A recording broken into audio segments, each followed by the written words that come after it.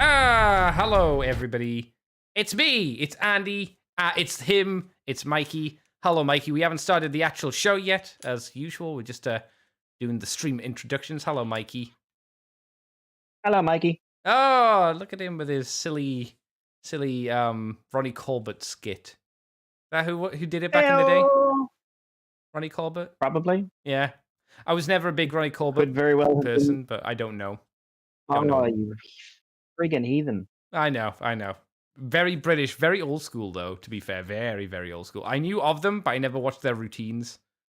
But then I was never much of a... You know, I've said this lots of times before. I don't watch live-action TV. Didn't really do it as a kid. Don't really do it as an adult. Not my cup of tea. The closest I got was Gladiators, Blind Date, and... what else? Gladiators, Blind Date, and Casualty. Those were my live-action shows of choice as a child. Casualty and Blind Date. I'll give you Gladiators at least, but Casualty and Blind Date? Let me tell you why Casualty. Casualty was great, because you got to see people kill themselves frequently through acts of stupidity. It was a lot of old women throwing themselves downstairs. A lot. It's hilarious. Blind Date was because it was after Gladiators, I think, on ITV. You'd finish Gladiators and then it just ran on to Blind Date. So it's like, all right, sure. You know, got to see some attractive ladies on TV as a young kid. I was like, yeah, all right, this is fine. I'm like, that's nice. I'm down, you know. Mikey, you doing okay? I haven't actually got to ask you if you're doing okay today. I'm just speechless right now. By what? Hang on. Why are you speechless? You're a monster. How am I a monster? Actual monster. Why? First, you're watching other people's pain. Third, your big TV memories from a childhood are Casualty and Blind Date, both of which are basically car crashes. Live action. You get to see car crashes in both. Get to see car crashes in both. Yes. Yeah. What's your point? To be fair, like Blind Date has more credibility than a show like Naked Attraction on Channel 4, which I think is like some of the worst television that the British have ever made. Do you know of that? Yes. You know of a Naked Attraction? Yes, I do. Yeah, nightmarish. Yeah. Nightmarish show. You should be ashamed if you go on that show. You should be ashamed of yourself. They had ideas. Well, I don't remember. Do you ever see the faces of the people? No, everything else of the people. Usually the show comes on and I go, and I just turn it over. I cringe. You know when you see like when someone like licks a lemon and they just kind of scrunch up into a little ball and shrivel. That's how I feel when Naked Attraction comes on TV. I'm like, ah! It's just the worst. The thing is, you'd have to be staying up to watch it. Mikey, I usually go to sleep at about 3:30 in the morning, so. Yeah, I know. I'm just saying, like, you are sitting there like, well, what am I going to watch on TV? Scroll. I'm going to go to the channel where I know this is. No. I know this channel is there. I tell you what happens is because I usually leave it on E4 because when I wake up in the morning, I need something not too engaging just to kind of lull myself awake. And E4 has the generic trash, which will not be super boring and send me back to sleep, but not actually super interactive either. That will get me invested. And unfortunately, E4 is where Naked Attraction is, and that's not a good thing. Yeah, the only time I've watched E4 recently is when they were airing Primal. Was it actually on E4? I know it was on the website. It was on E4. It was on E4. It was on E4 for about 6 months. Oh my god, I'm kind of surprised they actually showed it. What was it like? Only on a Saturday or something? I don't remember, to be honest, but like that's how I did. I actually I recently saw, because I never look at all 4 or any of that nonsense, but I recently saw they've got like all of Samurai Jack and everything else up there. So so I'm assuming that's where Unicorn Warriors is going to air in the UK. Right, yeah, they've got like the quote unquote Adult Swim section on 4OD these days. I saw Rick and Morty was on there, and okay. Yay! Okay, cool. What is the story with Rick and Morty going forward? I think it's done for the most part because the dude was accused of being a naughty boy. I don't think there was any evidence. I haven't really looked because I don't care. I thought they were saying about they were keeping it going. I don't remember very well, but I thought they were going to keep it going. Oh yeah, that when they're meant to like get new right. I haven't heard anything, but yeah, they were meant to get like new writers or some other nonsense of woo woo. I suppose, but I don't know. I don't care. Yeah, it was recasting Justin Roland's characters, which, considering he was basically the show, I think you're going to see quite a change in the next seasons. Do you remember how like shows will be cancelled for the most innocuous stuff, and yet this show gets to keep going? Yeah. Things aren't fair. Hello, Mop. I see yeah. Mop in chat. Mop says hi. How convenient. Podcast stream. I've been awake for 41 hours. Jesus Christ. Go to bed. Yeah, go to bed. I'm not sure. At least I got what to fall asleep onto now. Well, we're talking about Transformers, so yeah. Whoa. That's just rude. No, that's fair. That's fair. As long as you're not driving. Please don't listen to us while driving and tired. No, I'll just start doing this. And as we sit here, calm, oceans washing over. This was the anti-Mikey. This was the anti-Mikey version of Heart of Darkness. I want to hear you review Heart of Darkness with that tone. You did. You did hear me review Heart of Darkness. There was a lot of screaming. No, yeah, but with that tone of like how gentle and smooth, without the screaming, without the agony. We'll do it as a special.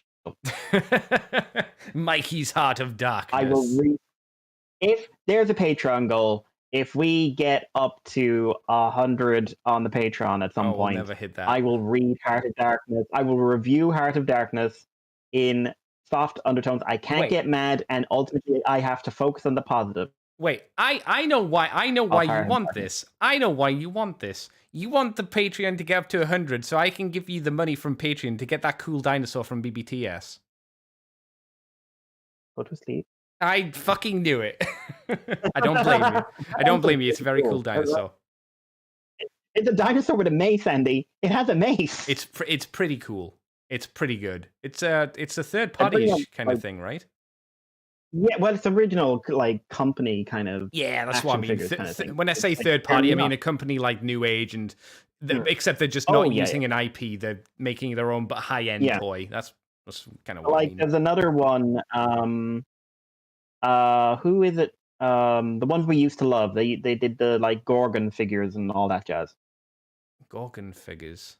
They did Gorgon. They did skeletons. Fuck, there's a lot. There's a. You don't mean the Four Horsemen? Yeah. Four Horsemen. Four Horsemen are doing a series of dinosaur retro action figures, Dinosaur Man retro action figures called Saurozoic, and one is like a Call of Duty. You know, on Call of Duty, there's the cover of the guy with the skull face and all the black. Oh yeah. One is a Triceratops, but that,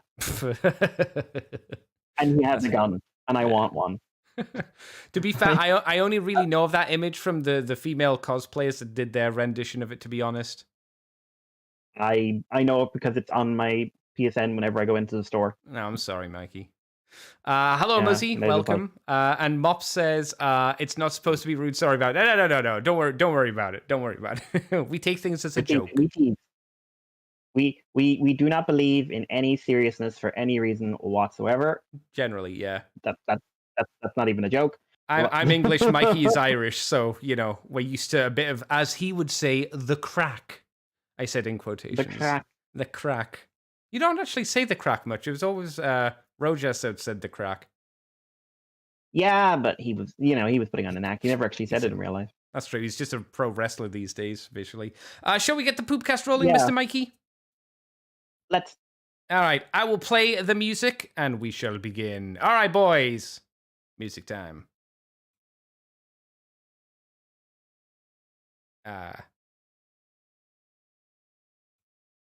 Play. The music does not play. Huh. Well, all right, no music today, then. Never mind. All right, I don't know why that's happening. Anyway, I suppose I'll...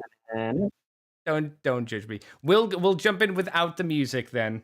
And I'll just start off by giving us the welcome and all that jazz. I'll fix that in post. Oh, I don't know why it's broken, but never mind. That's fine. That's fine. Hello, everybody, and welcome to the Moonbase 2 podcast. It's me, Andy, Decade Andy here, and I'm joined by the little man who can. It's Mikey G. Wolfie 3. Hello, Mikey.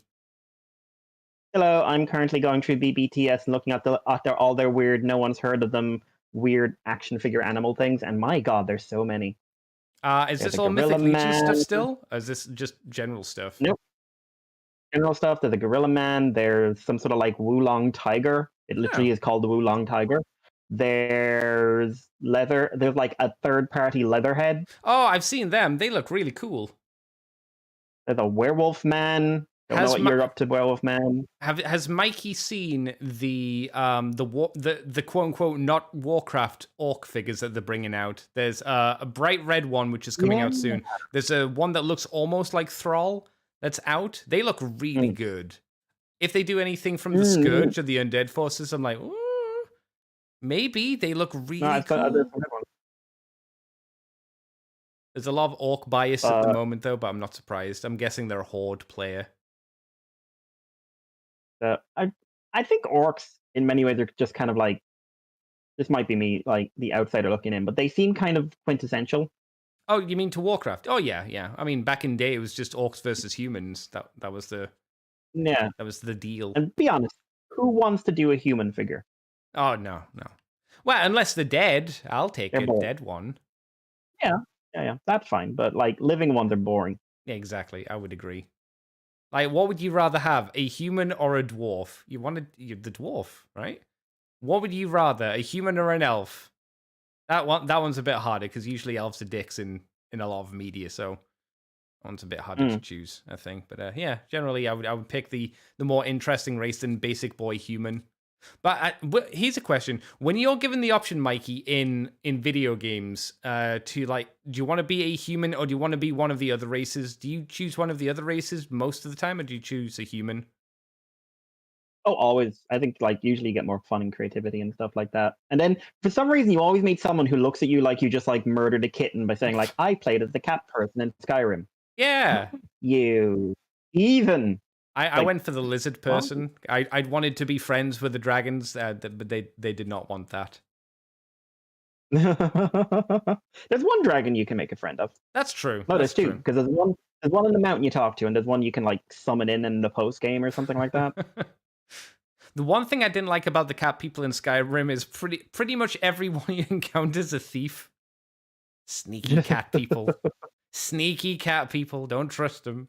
But Mikey, we're here to talk about Transformers this week, shockingly. Who knew, right? Yay!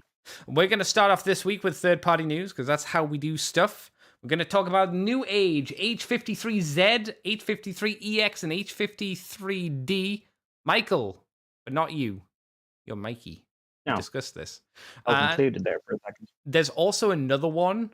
Did you find out about the other one, or were you not able to find it post-show? I couldn't find a single thing. Right, so the other one that we can't show you here is a purple one with a slightly different face. But here we go. If you didn't know, this is a Legend Scale Omega Spreem. He's 28 to 29 centimeters tall, depending if it's cold or not, I suppose. And then he comes in the 3 different colors. One's the original color scheme, and Red Deco inspired by the original Super Change Robot Mechabot 1 figure. Don't know why they phrased it that way. One's the G1 Deco, and the other is a Battle Damage. So the original version is I mean, it's not the Diaclone version, right? It's the I think I've seen it as like Super Meteor box, where he's mainly black, whatever that one is. Quite a cool version. Yeah. Looks pretty good. I like it. And then it's just the cartoon version, just damaged or not damaged. What do you think of this, Mikey? You're an Omega Supreme fan. I know specifically because I put this in the description. No Spreem version. No Spreem. Why? Again. But you give us a battle damage, and you give us the toy deco. And the purple one, which we can't show, but we've seen pictures of. Promise. I don't even know why you chose the purple one. Newage, I expect better of you. I mean, they'll probably get to it. Newage is known for like getting out a lot of repaints of their figures, to be fair. Mm, So true, true. maybe it's a matter of time. How do you think they've done a legend? Well, I mean, legend scale. He's still pretty big for legend scale, but for Yeah, this he's kind of huge. scale, He looks interesting. I watched a transformation video, and it looked like a really well thought out transformation. overly complex? So Because sometimes New Age can get that way. Or do you think it was um, okay? they were aiming to have a lot more built-in elements. So I think it was more fiddly than you might expect, Hmm. but it looked. I really like how the rocket works, where the rocket doesn't disassemble. Oh, There's a series of hinges in the middle, and you basically just sort of open it up and pull it apart, and then they slide in behind the. So if you look at the sixth picture, it's probably easiest to explain there. So it slides in, and then there's some shoulder pieces that come over and cover the gap and make it look like they're fully integrated. yeah, I see. So it's almost, So almost kind of like the Gowliner in a weird way, I suppose. yeah. Kind of like what if Gowliner, but you fold it over Yeah, instead of if you just did stuck it straight. Gowliner, probably a little bit better in some ways instead of trying to just make Mhm. animation accurate, which is always a hard thing to do. um, No, I think this looks pretty solid. If you want an Omega Supreme, but every time a New Age figure comes out, I'm like, it always looks great. I will say that I've said before, it can sometimes be a little bit fiddly depending on the transformation. mm, But for the look, they look great. Do you like the damaged mm. version? Because it seems like New Age have really kind of Um, gone hard into let's get the scuffy kind of yeah, gross battle damage ones out as well now. it looks well done, but it's not Spreem. No, it's not. It's That's not. the problem with me. I would rather take out the Toy Deca one, keep the battle damage, keep the black one, and then have Spreem. Hmm, that'd be fun. They'd never Because do like it. the Toy Deca one, the Toy Deca one is what the Show Deca one, but slightly like they've turned down the contrast. Yeah, yeah. I mean, they've kind of just there's a way more paint on the damaged one than the toy one's. Just it's just a toy. That's fine. Mm-mm. I always worry about these battle Yeah. damage versions because it always looks like there's so much more paint on this just to kind of get the kind of dusty metal look and then the scuff marks on the metal, around the edges to get that kind of look. I wonder how solid the paint holds up to like touching and banging and knocking and all that jazz. It's supposed to be pretty tough, New Age paint. I'm sure, yeah. It's just a thing I always think about.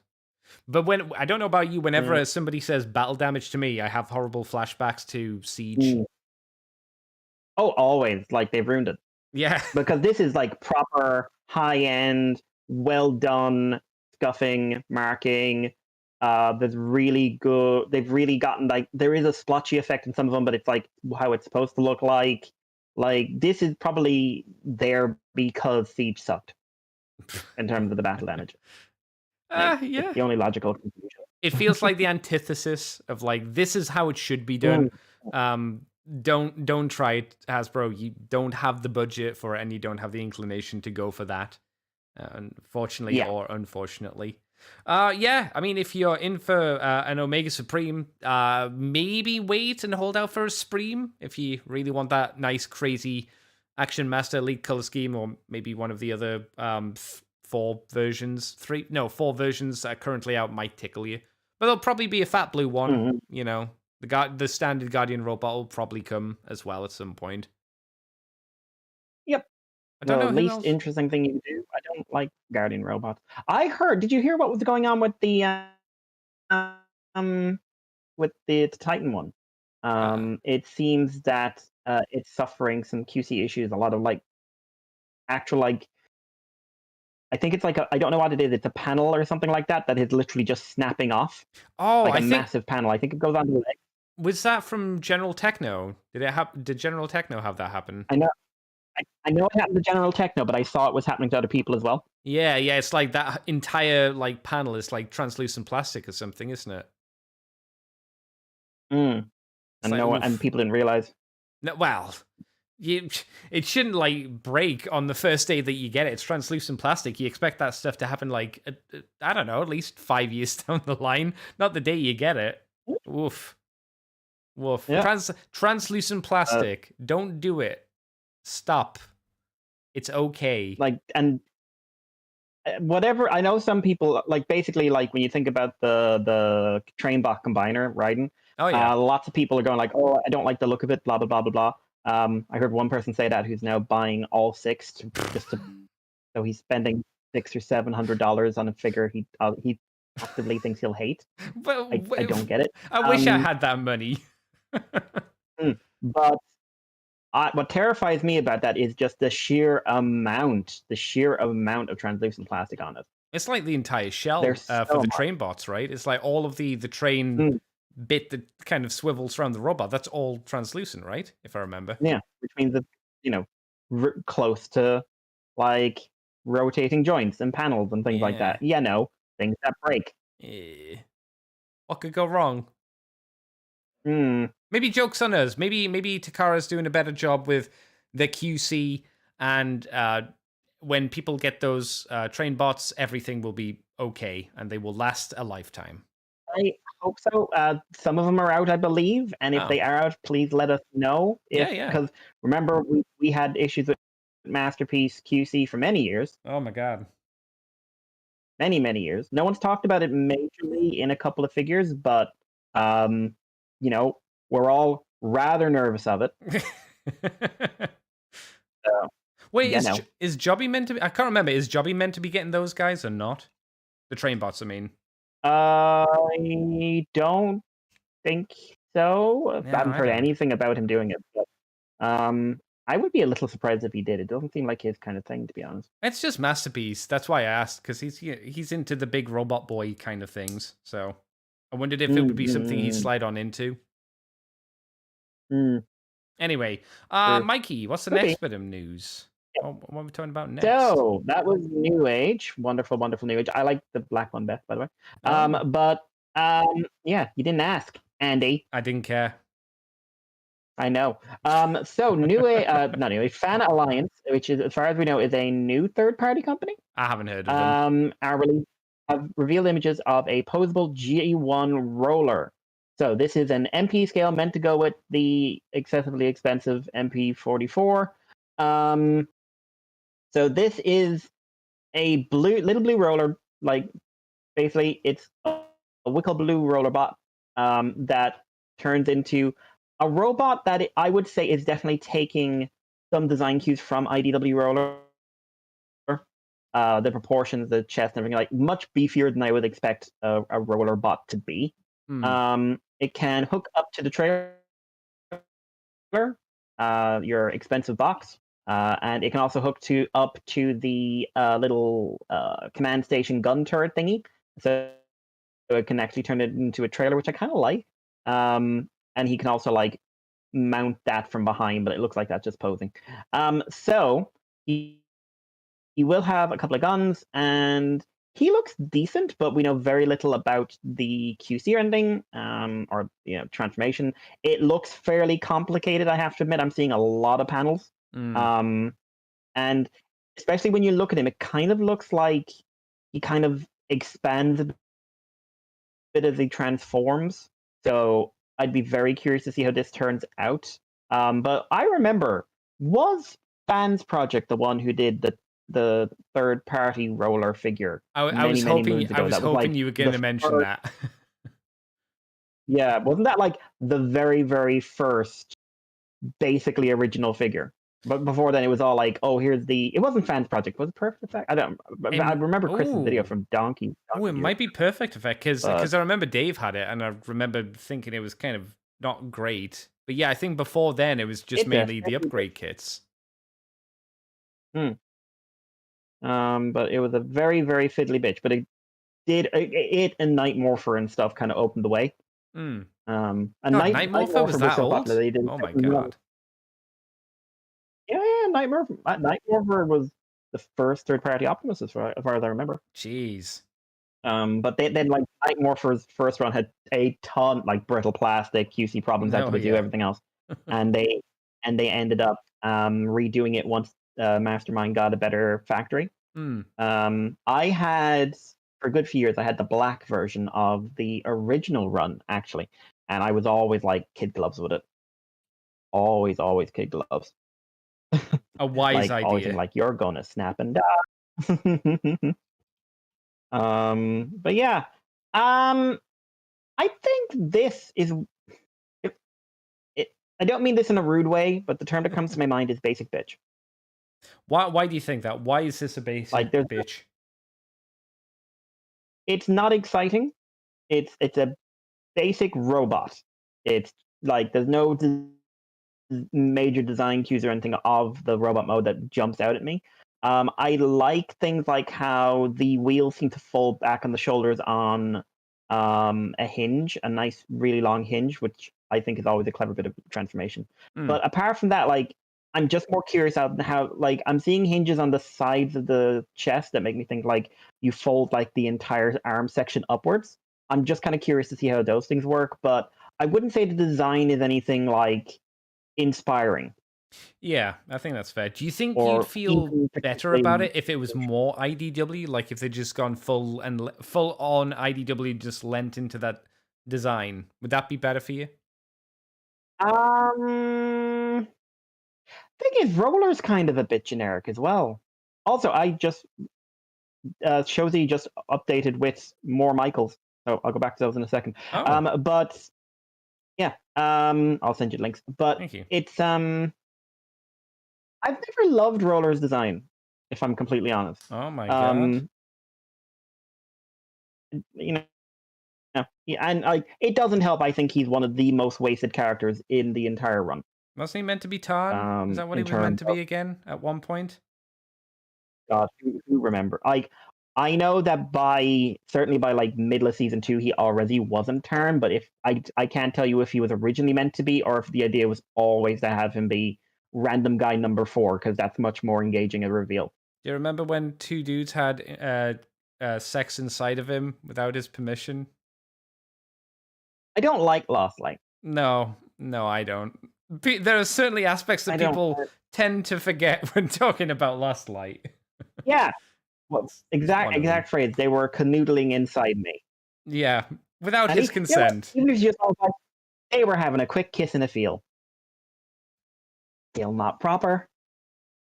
Still not cool. If they'd asked him and he was like, "Yeah, okay, that's fine, fair enough," I wouldn't have a great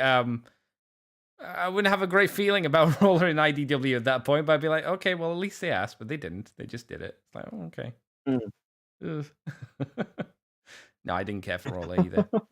Oh, No. you were answering some takes, I think, on Twitter on More Than Meteor and Lost Light, either today or yesterday, right? Yeah. Someone was asking if they thought that when you think about it, does Tailgate and Cyclonus get creepy because Tailgate's mentally 2 weeks old when we meet him, and Cyclonus is, not. And my kind of taking it is like we see Orion when he's born in the last issue rather, and he is mentally an adult. Yeah. So like I've never read in IDW. I've never read Cybertronians as experiencing childhood. No, it's not the same. They don't mentally have a like what Tailgate always was to me was incredibly naive and inexperienced. Yeah. Like, but I think if it had stayed that way and they hadn't done the season 2 storyline, which was he was like I also said, like Tailgate's basically 3 different people in each season. He's a different person each season. But if because like if they hadn't had Tailgate become basically your underage innocent girl being groomed by the abusive older figure, which is what Getaway was. And it's not just like, Getaway led them down the garden path. It was like the framing of it was very much that. Like Tailgate was an underage child being led this way. Whereas in season 1, if you actually read season 1, Tailgate doesn't read young. He reads naive and sarcastic and a bit silly. Yeah. And then you hit season 3, where the book is telling you that he is a good, decent, innocent person, and his actions are telling you he's an abusive lunatic. Yeah. And he's barely in the book, which means that the abusive lunatic kind of thing kind of stuck with me. So that's unfortunately that's kind of my last impression of Tailgate. Someone who will nearly murder a man because he feels slighted, Fair. Yeah. and who will unknowingly beat his lover to the point where the lover feels they have to cover it up. Even like the unknowing bit is the only thing that matters there. Like I don't like who Tailgate became in It's Last Night. it's a weird book.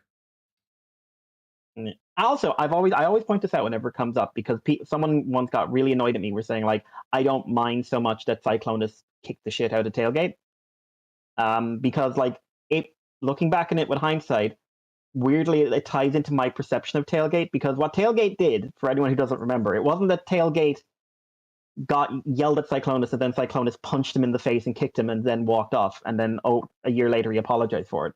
That's not what happened.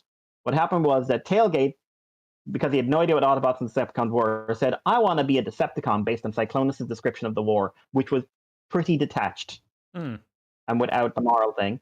And then when he got embarrassed by that, when he found out what was going on, and I'm going to point out, when he got embarrassed by that, he, as hard as he could, punched Cyclonus.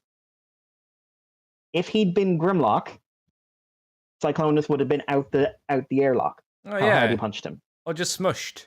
The thing is, he wasn't Grimlock, he was Tailgate, which means that he is, I think I phrased it, a human punching a tank. But the intent was really unsettling to me, especially when I looked back on it years later. Because it kind of said like, well, hang on, in Lost Light, Tailgate's an abusive asshole, in my opinion. Like, Cyclonus is too good for him. And I feel like they're together because Cyclonus has such a low opinion of his own moral worth because of who he used to be. But then, like, you look back and it's just like, he got embarrassed and he tried to really let Cyclonus have it. And then he went like, oh, I'm sorry, I'm just so frustrated. And I'm just like, this is having really creepy connotations to me. This is not good. Time to run Cyclonus. Yeah. And I was just like, I don't like who Tailgate became, and I don't like that who Tailgate becomes in Lost Light really colors how I read scenes like that. Because obviously the intent was to have, like, it wasn't supposed to be like, oh my god, Cyclonus is in self-defense. It's supposed to be like Cyclonus is just that much more powerful for him, and he has so little care for him. He doesn't care if he abuses him or hurts him or whatever. Yeah, but in it's one of those weird things, right? Within retrospect to the writing, you kind of look back and go, oh no. Yeah. Sadly, when it comes to things like that, my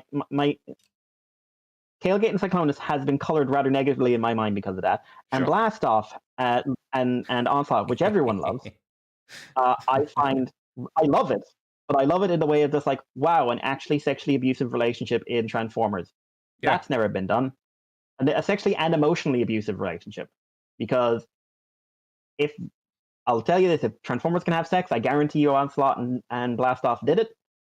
And you can never argue it wasn't emotionally abusive. And anyone who says like, listen, all he did was have Starscream put the suggestion in his mind. Say that out loud. Say that out loud before you type it on Twitter. It's a fun time. Say that sentence out loud. I'm also going to point out many relationships I think are perfectly fine. Chrome Zone and Rewind, they're great. I think one of the best things James did was not bring in his lunatic idea that, Chrome Dome was actually like rewriting Rewind's mind this whole time. Oh god! I just that was an idea. He was originally going to do that, and then he dumped it because he thought people might think it's a bad way to handle your first openly gay couple. I mean, he did some other stuff with like Cyclonus and Tailgate, which was not desperately good, but okay. Yeah. Yeah. I like RC and Aileron. I love RC and Aileron. Actually, they're amazing. They're people who are in the right relationship. I liked Swift and Barricade for that one issue we had them before Barricade died. I liked lots of the relationships in IDW, but the two people talk about the most online are the two I find the most problematic, and not for reasons most people would. Because I don't see Tailgate as a child. I see him as someone who has innocent qualities who, as he grows, learns to use those to cover up the fact he's a completely manipulative prick. Oh my god.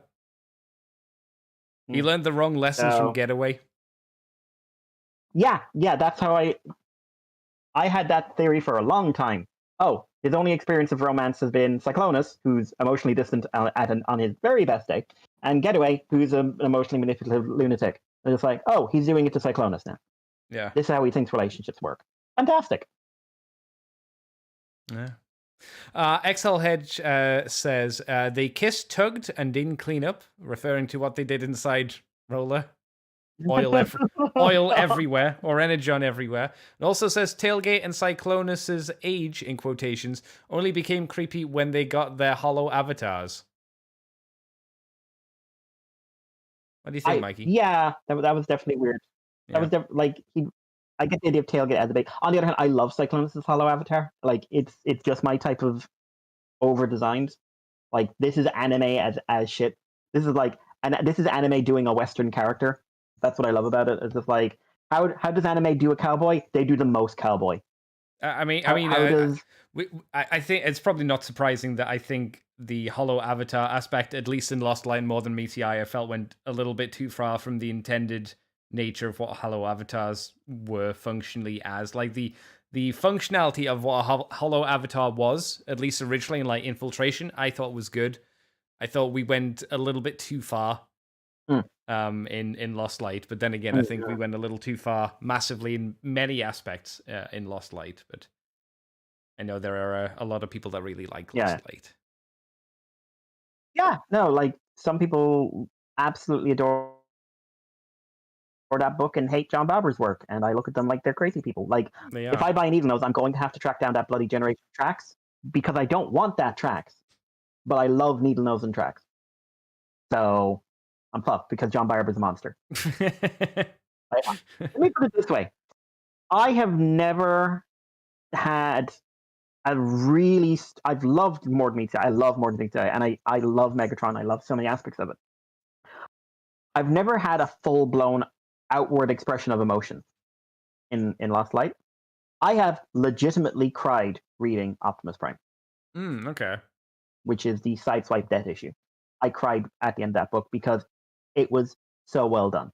And I wouldn't exactly say Sideswipe was one of my favorite characters either. Sure, yeah. So the one that got the strongest emotional reaction out of me was Optimus Prime. It was not Lost Light.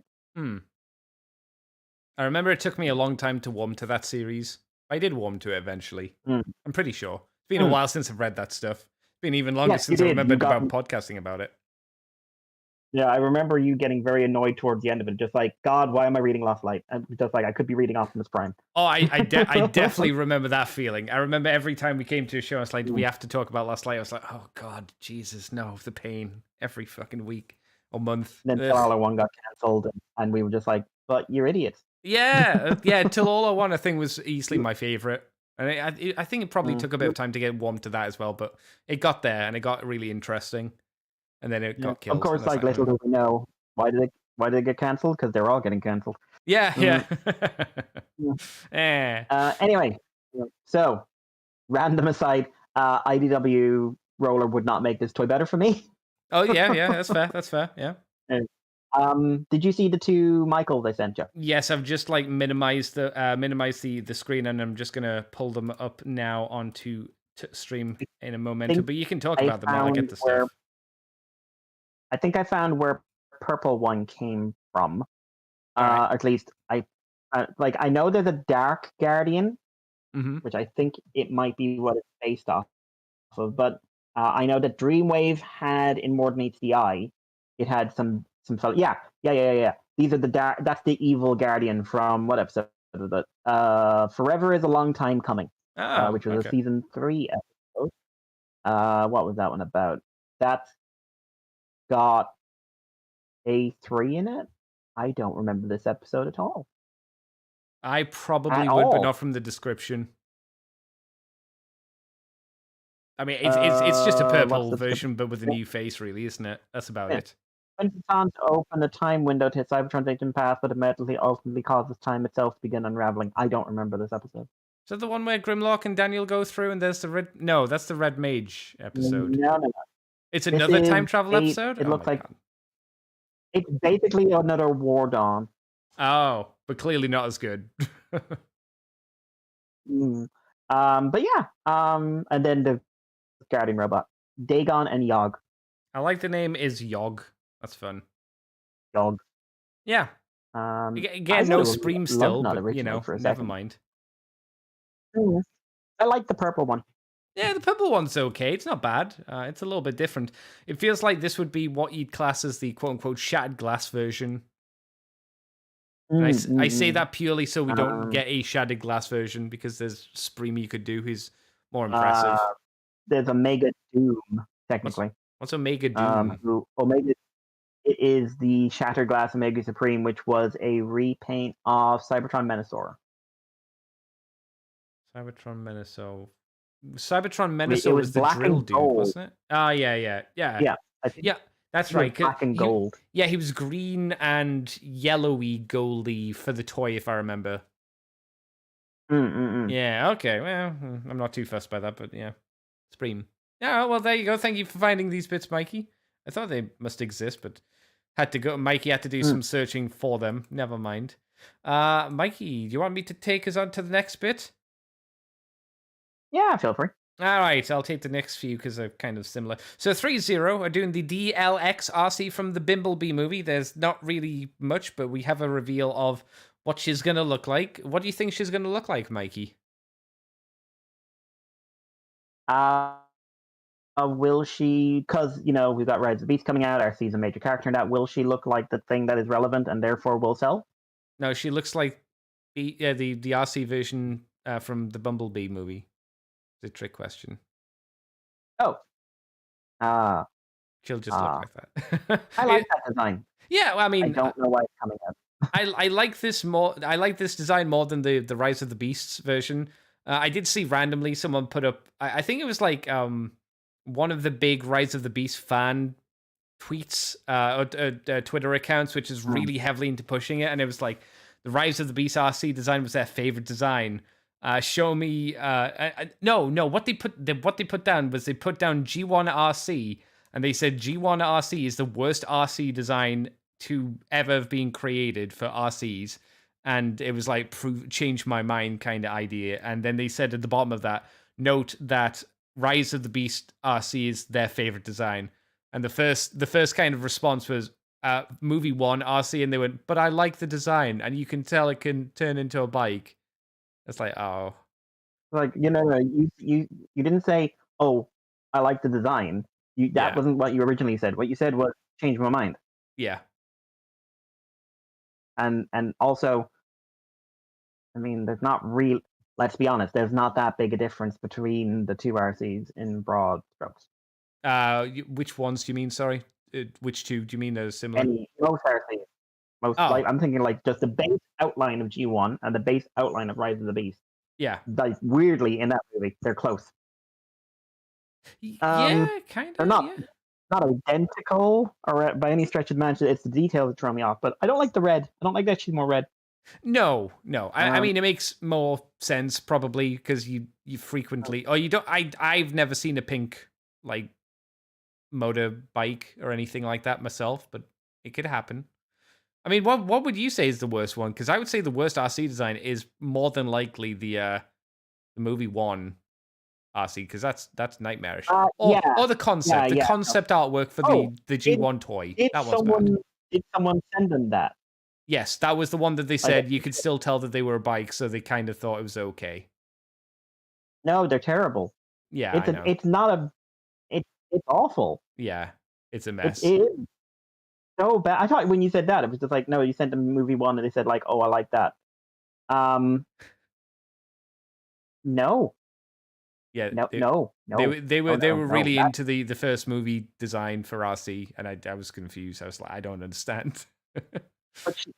No, you know what's worse than the first movie design for RC? The second movie design for RC. Which was the second one? Oh, that was the singular wheel one, right? Yeah, where there's 3 of her. Yeah, no, because the other one's for Chromia and somebody else, right? And they all smushed together to make a combined one. I think that's what the toys' names were, but I can't remember. Oh God, were they? I don't know. Wreckage was a good design from the first movie. One of the few. No, Wreckage was all right. He was actually a cohesive robot. I didn't think he was good as Bludgeon, but Oh my god, when you see the Revenge of the Fallen design in action, like actually in action in the movie, it doesn't look bad. Oh, have you found the thing?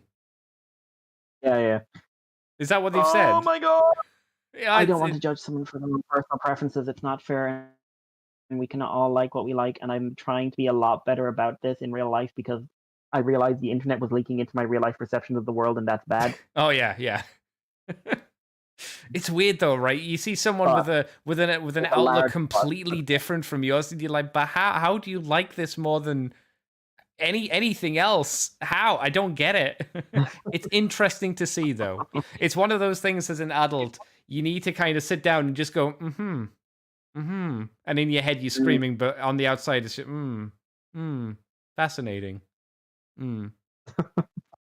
This is a nightmare that I live in. These fucking kids, man. How do I get through to these kids? What do you think? I read these kids. What do you think of the 3-0 RC from B though, Mikey? Do you like her? She look good? Looks okay. I haven't had a chance to handle any of these. I've seen them in Forbidden Planet, but no. I mean, how much are they? Prices, thank you very much. 200? Oh, 100? Okay. These are the small ones. So.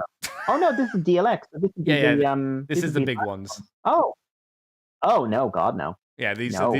Yeah, no, when you said 100, I was like, I don't think that's true. the only 3-0 DLX I've seen are the Siege, Megatron, and Optimus, and they're very impressive in person, but never in a month of Sunday.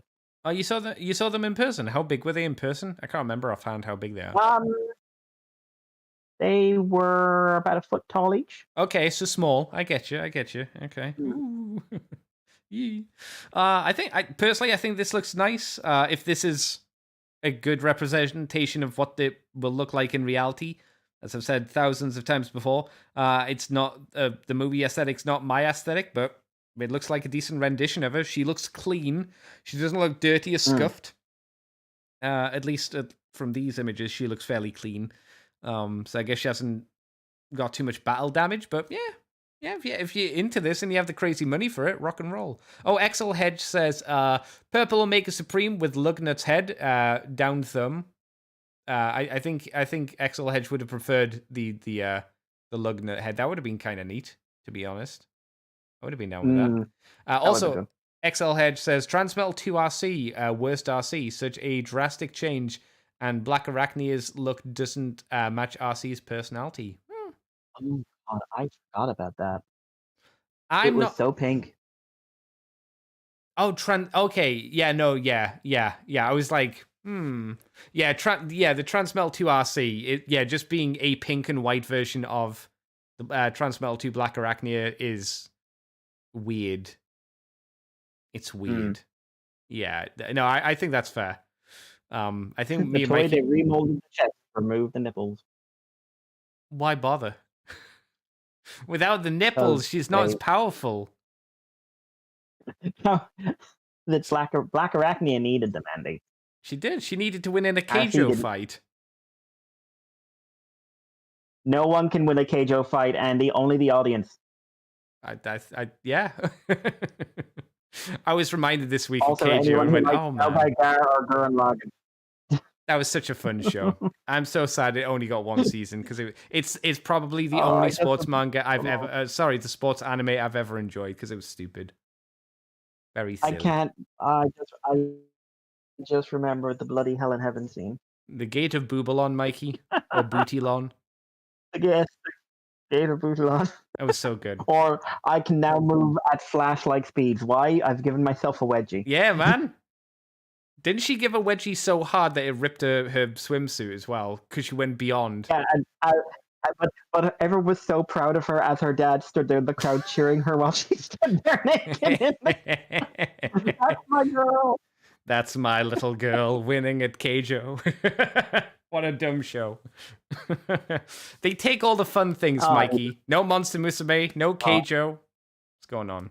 Yep. And yet, Mikey, they have an anime about 3 women wanting to fuck a dog. Yeah, they do. I haven't seen it, but I have seen trailers, and it was like, not even a cool dog. that was the defining factor. I mean, if it was a cool dog, I'd be all right with it, says Mikey. Like a Labrador or a Rottweiler or something. You'd be like, "Okay, I get it. I don't like it, but of all your choices, if that's your option." But like, nah, it's a little corgi shit. Yeah, tiny little sheep. Is it a corgi or Shiba Inu? I don't know. Either way. Corgi. Either way, it's one of those things where it's like, why is this anime on TV? Why? Either way, you're a moral if you like that anime. You're sus, I think, as the kids used to say last year. I heard someone once try to justify bestiality to me, and then no, it's the real thing. But what followed was my favorite thing, which is like someone said, "I can never support bestiality because the dog cannot give consent." Okay. And I think of that now because, like, technically in this case, the dog can give consent. Oh, you mean in that anime? I suppose. Yeah. Still fucking weird. Person, isn't it? Yeah, they got reincarnated, isn't it? Yeah, they get. It's of course it's an isekai. Of course it is. It's just not in another world. He's just in a dog. Man, what if they had a crossover with ReZero?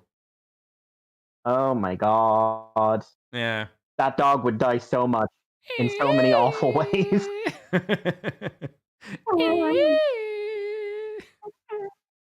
Anyway.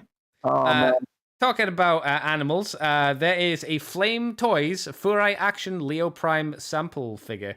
This is a fully assembled, not model kit version of the previously released model kit, which Mikey, I'm sure, has on his list, but doesn't have yet. Is that right? That is correct. Yes. So this is fully finished with premium finished bits, 60 points of articulation, fancy cape, and a display base. So these are just some promo images, but they're not like super duper fancy promo images. They're just like, here's some images of this very fancy boy. You could say, I think with certainty, this looks a lot better than the Legacy figure, but it is, of course, a very different kind of figure because it doesn't have to transform. Yes. I think the design still looks really fucking cool. Yeah, I have to ask, who picked that last pose? Oh, the weird knee thing.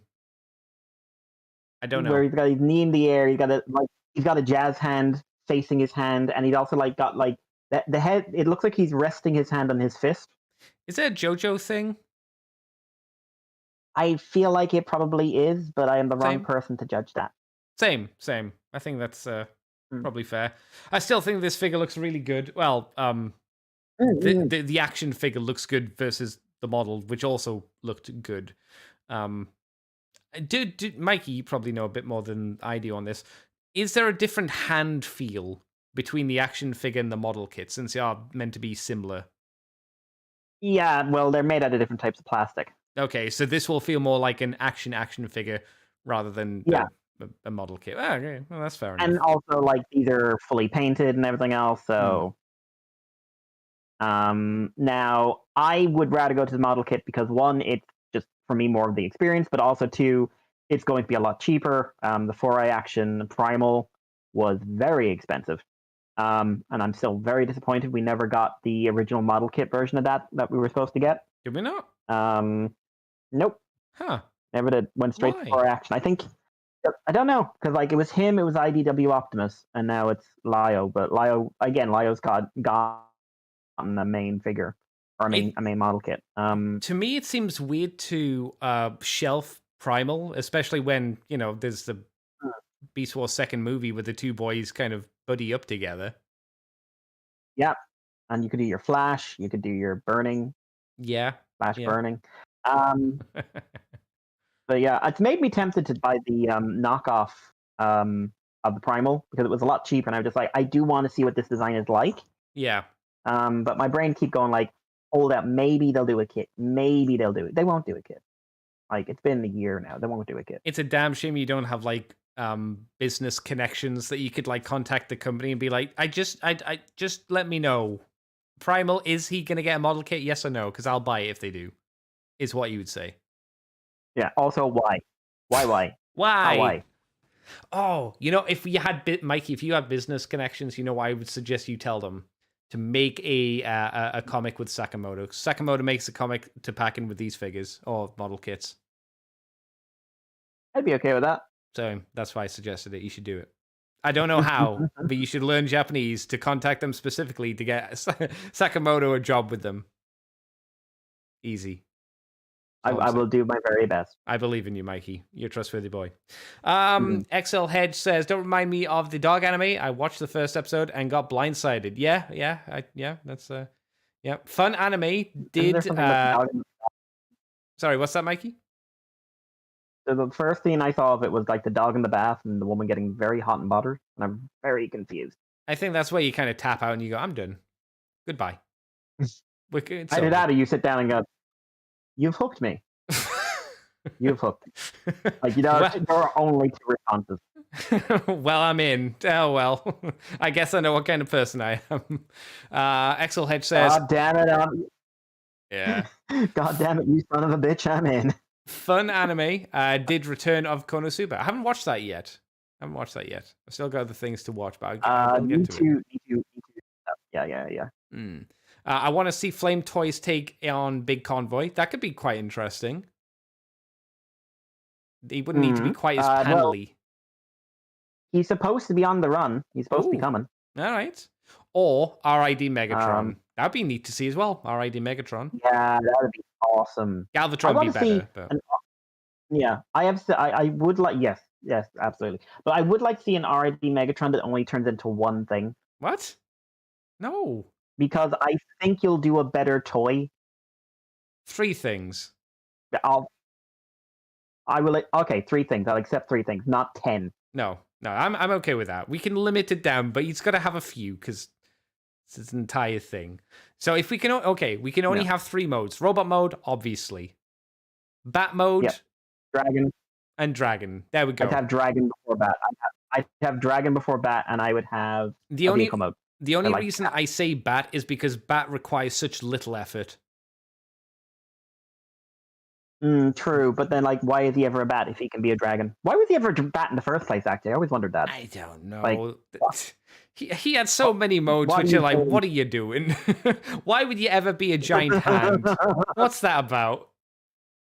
Oh, they worked it into the show. I know. He actually had like a moment where that hand was crucial. Yeah, often though. I bet that's really hard to write around, right? That has to be, as a writer, like, okay, you have a bad guy who can turn into 10 things. Do something with each mode. It's like, fuck off. No. And then, one of them a mammoth-ish thing? Well, that was only for Galvatron, technically, later on, I suppose, right? Oh, I don't remember. Yeah, I'm pretty sure the mammoth was added for our release of him versus theirs. I'm pretty sure. Either way. Mikey moves on to the next bit of news. We got rumors aplenty. Right. Rumors. New info of upcoming Transformers release, question mark? So, JT Prime, who's basically the leaker, has revealed new information for a couple of different figures, one of which is a possible re-release of the later Age of Extinction Grimlock under Buzzworthy. Huh. Okay. Not only that, it's a reissue number 2. So is there another reissue? That was a good figure for what it was. It was a strong start to Studio Series. I can't imagine there's a ton of demand for it, but like, what are you going to do to it to make it buzzworthy? Like, if it's buzzworthy, you need to do something weird with it. You just like do the basic bitch thing and make it like cartoon colors. Is that what you do? Oh, how would you even pull that off with that design? I have no idea. I thought of like, what's the most boring and like business thing? Business wise, Hasbro pushes G1. Maybe that's what they want to do again. I don't know. We'll wait and see. Anyway, the other rumors are from Target. Buzzworthy Studio Series Deluxe Assortment, which will include Hound and Hatchet. So Bumblebee, it's BB86 Hound. So BB, Buzzworthy, Bumblebee, Hound, and Hatchet is the Dread, I believe. Is he? I don't know how that's going to work. Yeah, wasn't he the 4-legged Dread? Oh, mate, I don't know. He was. Damn, I know they had a really big important part in those movies, but I don't remember. Andy, did they? as much as any other Transformer did. In I don't remember how. Because they ran down a road and then Ironhide murdered them. That's right. Very important scene. So, yeah, I just think as far as I think you'd have to do a new mold for Hatchet. Oh, sure. But anyway, Bumblebee 2, Bumblebee Electric Revenge. Boogaloo. Amazon is getting a Transformers Generation SS multi-pack, which I don't know if SS is Studio Series or not. Then Transformers Generation Ecom Capsule Comic 2-pack. And they're going to be was 4 Capsule figures for this. Was Capsule the name that they were using for the G2 stuff, if I remember? Is that right? Capsule is the name given to the sublines. Oh, okay. Okay. So Toxitron is a capsule, Velocitron was a capsule, stuff like that. What's interesting here is that there's one name here, which is Voyager Nacelle. So, maybe this is actually Toxitron and it's more like unreleased toy decos. Perhaps. Although Nacelle's been out times. Walmart, 2 more retro releases. Who knows? Pulse, DTC 1 and DTC 2, which is Leader Shadow Glass Grimlock, and then 2 more DTCs. No idea what they're going to be. I don't know if that's going to be a Shattered Glass collection or what the story is. But the thing is, do you think something I'm curious about? Comic 2-pack, like, is that comic characters or are they getting a comic? Because a bit odd now you don't have a comic license. It can't be a packing comic. It can't be. Surely it has to just be a reference to the comics, right? Yeah, it's weird, whatever it is. Yeah. I'll take this next one and you can take the last 2. So, just so you know, Andy, there is a variant out there of Legacy Breakdown. Yeah. Via the Stolen Toy people on YouTube. Legally acquired, I'm sure. This is a G1 toy deco. So they've changed the chest to have a blue, instead of it being like blue bar and blue stripe down the middle, they've gotten rid of the bar and made it more sideways. New head. Yeah. Which was surprising. And new paint details. I think the new paint details look better. I don't really care about the head one way or the other. I'll tell you, the chest detail I think is way worse. It looks really awkward. Yeah, I don't like that. Because that should have been remolded if they were going to do that. Yeah. But then like the little additions, like the sculpted details that have been painted up, I actually think work.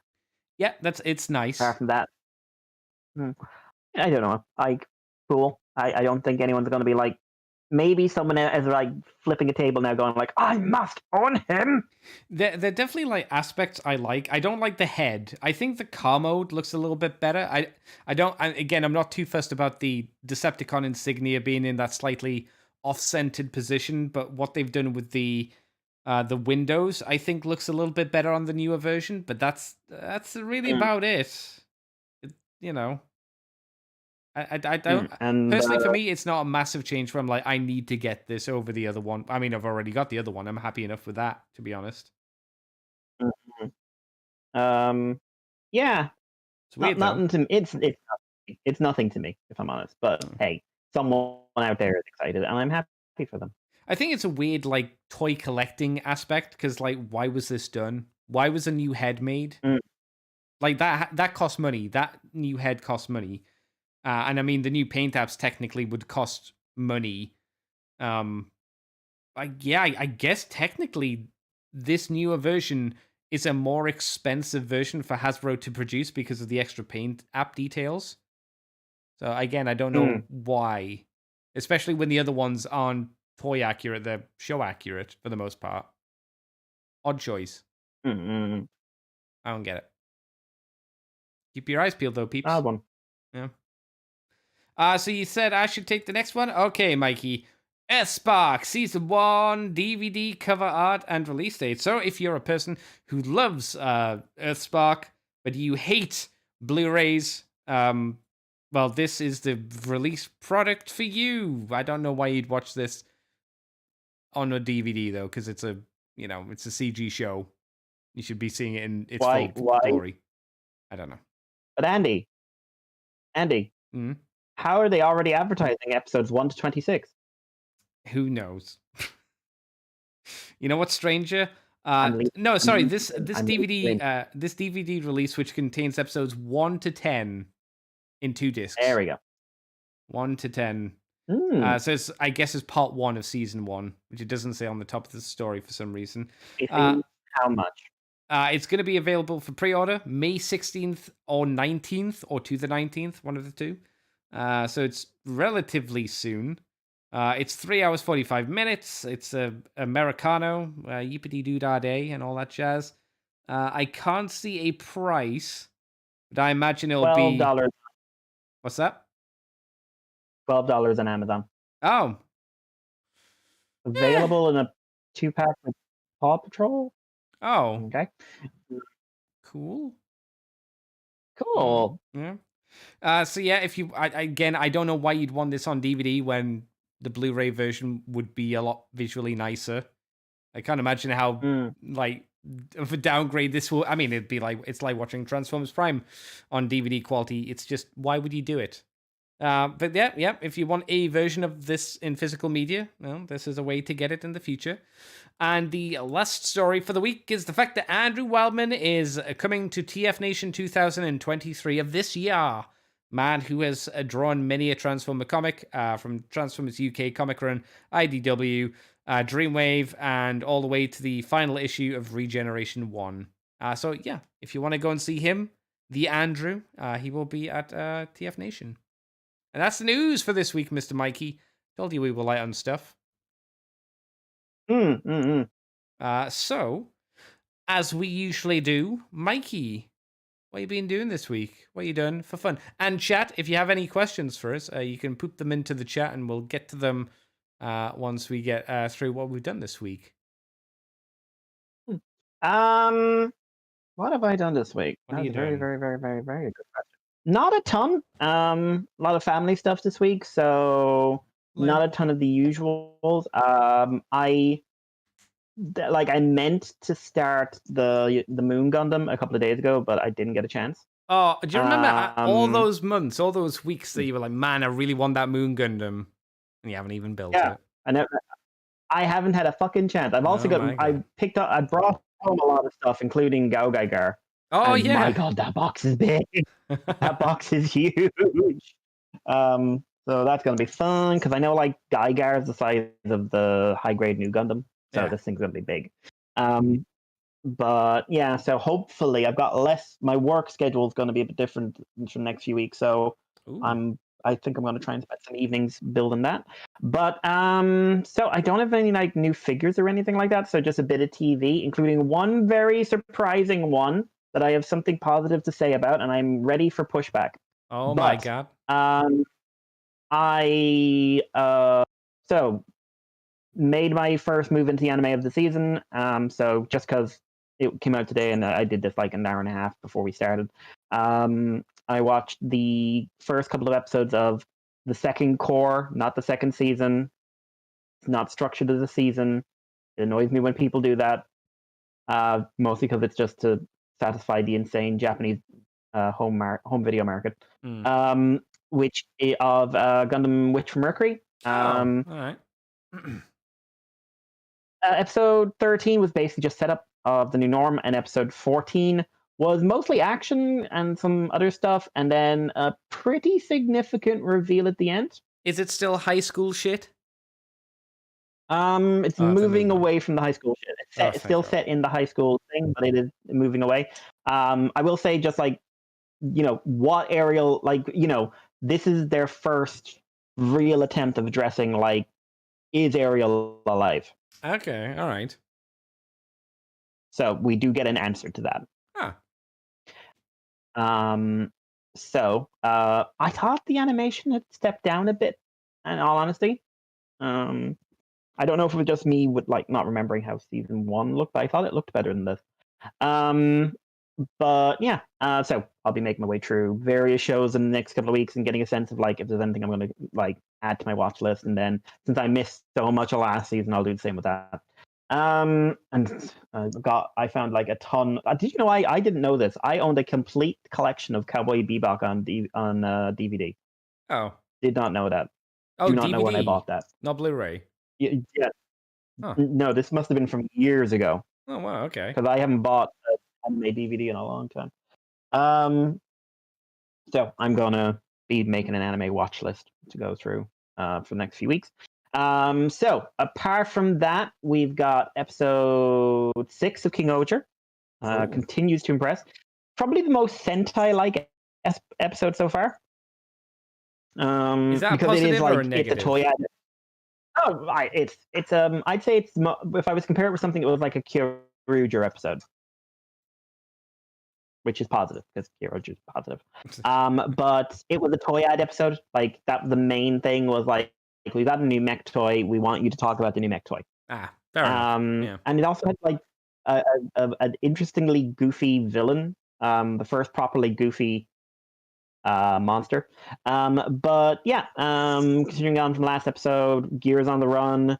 Meanwhile, all the shoe gods are injured, and they're trying to get them back up and running. I mean, they got to get control of the Scorpion, and it's quite fun. And it includes a scene where a gigantic robotic Scorpion does the anime cover my eyes, oh god, I'm embarrassed dance, while a very large beetle robot looks at him and quizzically tilts his head, going, "What the fuck am I seeing?" Yeah, I like how the upgrade works actually with the Scorpion because it just becomes a big claw and works as a big fist. So yeah, we also had our first real movement towards adding a team aspect to the series. Mm-hmm. With blue and yellow, red, blue, and yellow. Black and purple very much doing their own thing. Black still completely untrustworthy, and it looks like we're going to get the silver next week. So does it feel like to you that it's going to do kind of like the Jetman thing of it's going to take maybe 10 episodes for the team to kind of solidify and become a thing? I think so. I think that's going to be basically. I think the first major arc is going to be solidifying the team, getting them as a team, because like they have to do at least an episode where they get Black, so that no one thinks he's going to betray everyone every 5 seconds, and we need to have Violet come in properly, and we need to deal with Silver because eventually they'll try to make him a good guy because he's a human character. Sure, yeah. They shouldn't because I like him as a bad guy, but. And then there's going to be the official Sixth Ranger as well has to be brought in, and they've introduced some new mysteries and stuff like that in this most recent episode. And like, there's a lot going on. Still, like weirdly enough, I have like the biggest praise I've got for it is like there's some really good face acting in the show. Oh, that's good. That's good. Really, really good. King Oger, really like it. Are you going to watch the what's it called? The new Power Rangers show that's coming out, the legacy stuff with the old cast? Oh, the one. Oh, I watched. Okay, let's talk about that for a second. Did you see the trailer? No, I only know it's a thing that's happening. I don't know anything about it. I would almost say go watch it now, because I'm going to describe it to you in a way, and you'll get it. But looking at the designs and the way it's filmed and the layout of things, it is a specifically Kamen Rider 10th anniversary vibe. Ah, that's interesting. Yeah, but I mean that in a way of just like budget isn't something we worry about here. Wow. Okay. Look up Robo Rita while you're doing this. Oh, I have seen Robo Rita because I think I saw like an image of her like from behind, and I was like, oh, Rita looks like she's put on some weight, and it's been a few years, so I guess it makes sense that she's piled up. And then I saw like an image of her turned around and went, oh, it's a robot. That's disappointing. Really bad mask. Yeah. And just the way it feels cheap. Yes. Like a lot of like we're filming it in the most empty, easily accessible place we can. And like I'm not in love. I'm not in love with it. Are you gonna watch it though? Maybe I'll see what the reviews are like.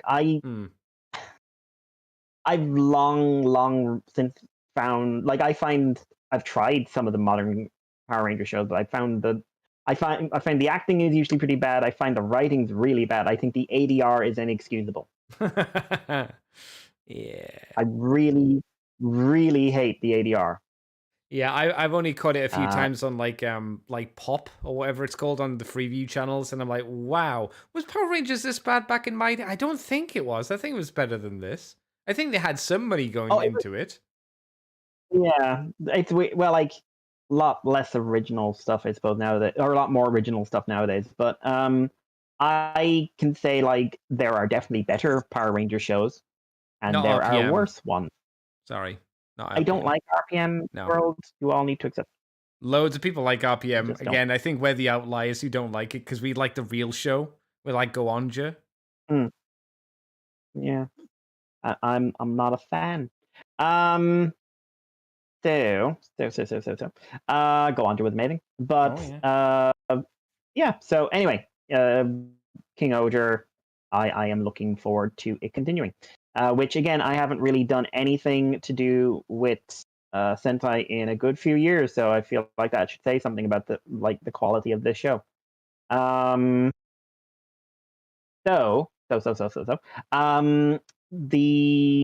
other thing was Geats. Geats episode 30, I believe. As far as I can tell, and I'm curious about where this goes, we now have answered every question the show has asked. Oh, okay. We know what happened to Geats' mother. Mm-hmm. We know what happened to Ace's mom. We know how the Desire Grand Prix works in terms of where it gets the power for Desire.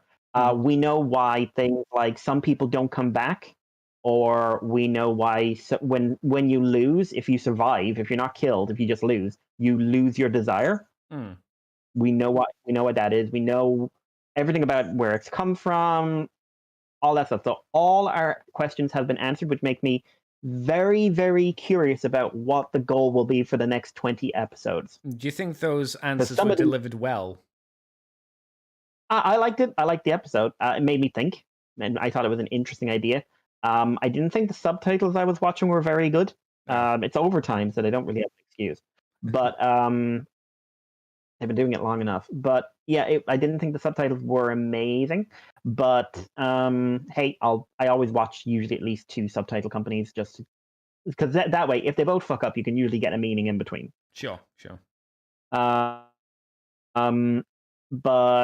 I am curious where it's going. I'm enjoying the show still. I think the last 2 episodes were the strongest. I'm kind of interested to see what they do with Buffa, because the current arc is wrapping up next week. But we know that like within the next 3 weeks or so, they're going to be selling a power-up toy for him. So I'm very curious. I'm still kind of fascinated by the show's approach to power-ups, which is that they're not that impressive necessarily in comparison to the regular forms. Like the regular stuff is all still very utilitarian and still very much in use. Yeah.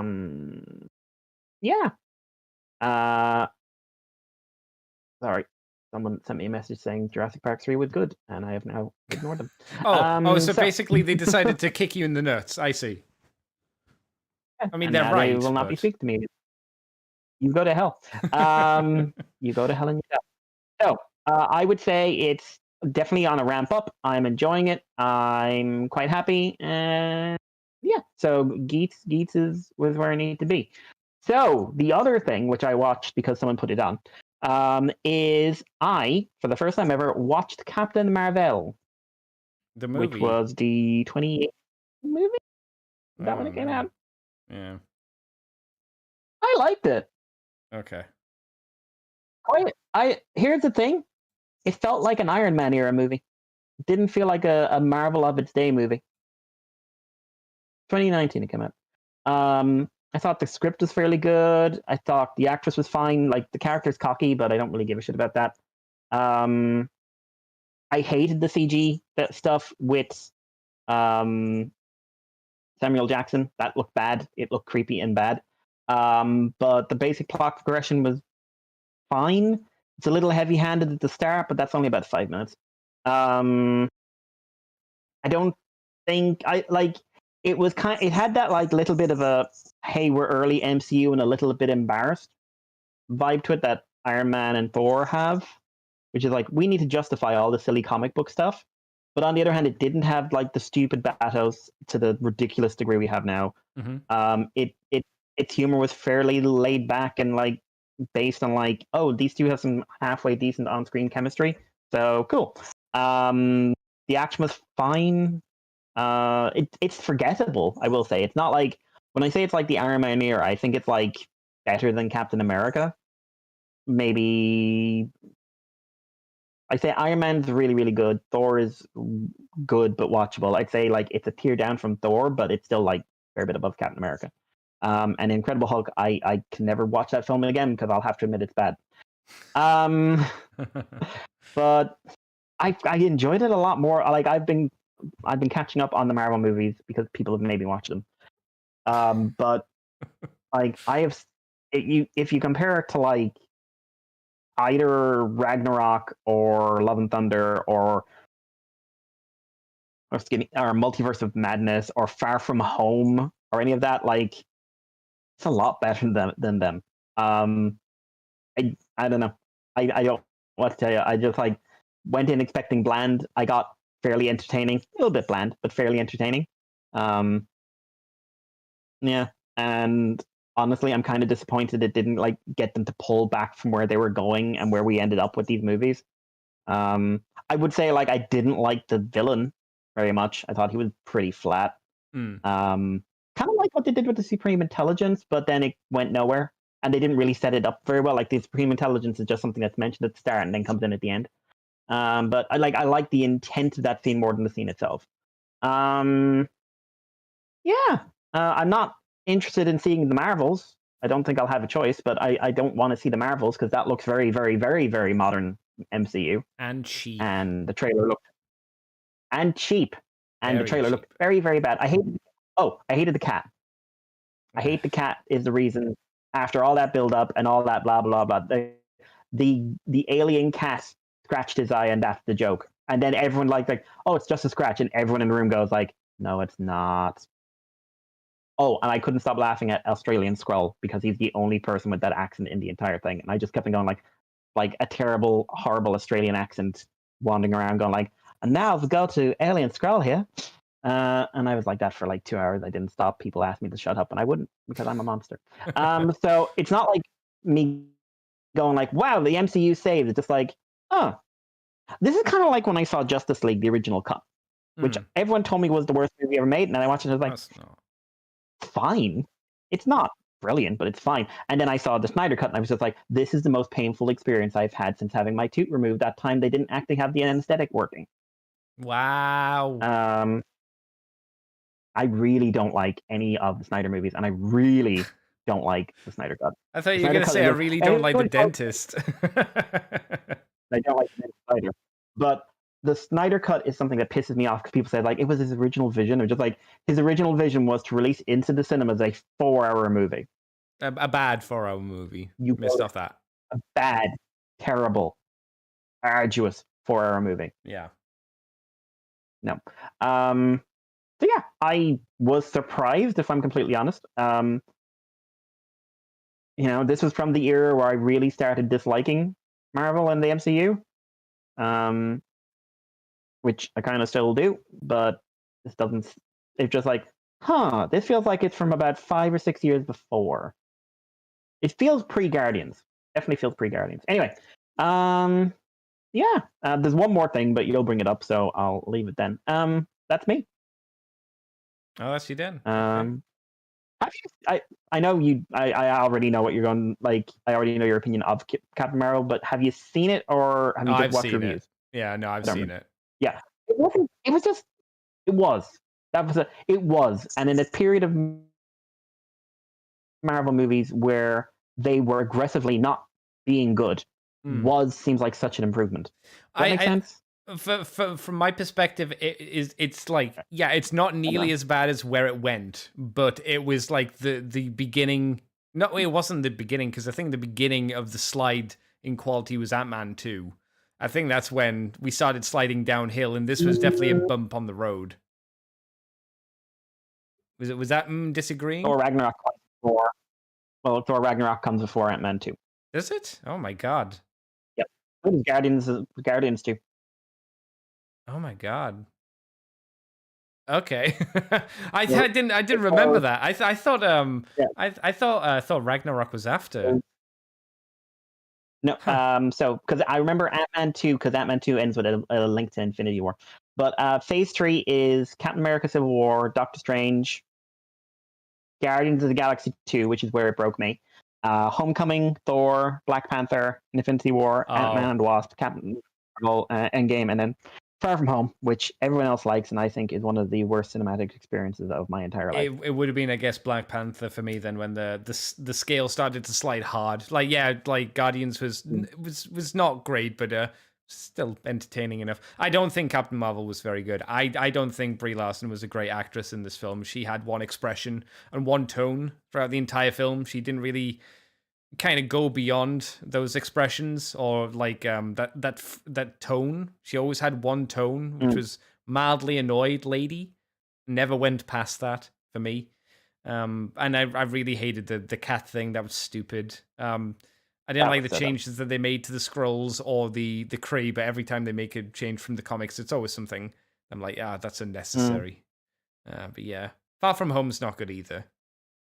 Was it which one was the one with, which one's the one with the three of them, the three Spider-Men? Is that the one you mean?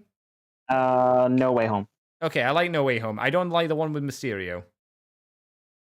Everyone told me that, oh my god, the Spider-Man movies are perfect, and then I watched Homecoming and said, like that. Didn't blow my mind, but I liked that. I watched Far From Home, and they are right. They were perfect with Tobey Maguire when they were just silly until the third one. Yeah, but my review of Far From Home is it's worse than Spider-Man 3. Oh yeah. I don't like Spider-Man that one. People have looked at me like I have punched the kitten in the face. And now, granted, I was doing that for emphasis anyway, but still. I understand. Kitten had it. It had it coming. Kitten had it coming. Yeah, I mean, yeah. I'm not, luckily, I will get to avoid watching the Marvels because I saw the trailer and went, no. I mean, I'm not. The only I won't have to go to the cinema. The only movie that I'm slightly tempted to go and see is Guardians 3. I'm not super hopeful for that either. I'm not sure if I'll have the gumption, the gramba to go and check it out, but yeah, we'll have to wait and see. If it starts getting really good reviews, maybe. Like looking at the films, and there's nothing in the films that like interests me. No, like Armor Wars, the idea of it interests me, but that's more like because the idea of Armor Wars is an interesting idea. It's not Tony Stark. I don't really care, unfortunately. Yeah, it's supposed to be his chicken coming home to roost. Now it's going to be like trying to protect Tony's legacy, and they're really, really pouring it on thick. How much? Oh my God, everyone loves Tony Stark. He was totally not a manipulative prick. I say this to someone who thinks he's a good character, but he.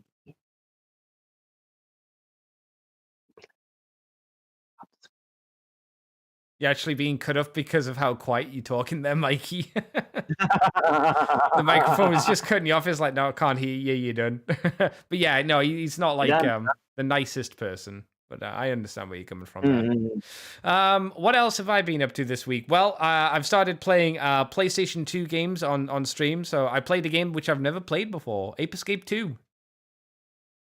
Oh, I've never played an Ape Escape until now. So I've been going around rounding up the the Freaky Five monkeys. I'm over 50% through, so I've caught Pink Monkey and White Monkey with the robot version of you, whatever your character's name is. I'm playing the American version, so my character's name is called Jimmy. I originally played the European version where he was called by his Japanese name. I switched over to the American one, and I was like, who the fuck's Jimmy? I'm Jimmy? Why am I Jimmy now? That's a stupid name. Sorry, Jimmy's out there. I don't mean to insult you. But yeah, it's pretty enjoyable. It's fun. It's not like anything crazy. It's weird that you don't have camera control. The right analog stick doesn't control your camera. It controls your net swing, your bonks, all of your gadgets that use the the right analog stick, which is strange. It's very strange to get your head around, and to jump you have to press the triggers, either the right trigger or the right bumper. Either of those do your jumps. So it's kind of strange. It's taken a bit of time to kind of get used to it, but I'm enjoying it. It's a nice, fun, complete game. It's weird to play something like this and be like, no, this is a full package. It's weird to go, like, there are a lot of PlayStation 2 games I'm going to be playing online for the streaming, which I'm looking forward to. Some that I've never played before, some that I have. So some of the there's one which I saw someone put up a GIF of on Twitter where it looks pretty shit, but you're a guy who can go into a giant robot suit, and it looked like a giant mecha anime, and I don't know what it's called, but it looked pretty interesting because of the giant mecha anime aspect. Yeah, I've never played Silent Hill, any of the Silent Hills, so I'll be able to play Silent Hill 2 and 3. I'm looking forward to as well. Yeah, it's nice to go back and play PlayStation 2 games for some reason. Believe it or not, Mikey, that was a really, really, really good era of video gaming for a reason.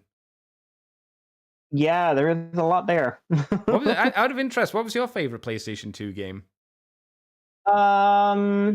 Pick one. Only one. Wait, oh my God. Only one. Geez. Only one. If you pick more than one, your entire family explodes. I don't like them anyway. But like I maybe not my favorite, but it is the one that stuck with me the most, which is Devil May Cry. 3, you mean? I assume, when you look back at Devil May Cry, yeah. So, but when you look back at Devil May Cry, there's so much like nonsense in it, and then you just play it, and it's just like, wow, I like this. 3 is just really good. It's so good. No one. When people talk about Devil May Cry, no one says 2 is my favorite. If you say 2 is your favorite, you're gonna get the side eyes glance because no one likes 2. It's bad. It's really bad. Yeah, I recommend Foxycade on YouTube, who did like hour-long videos on each of the Devil May Cries, and wow, Devil May Cry 2 and DMC are experiences to watch.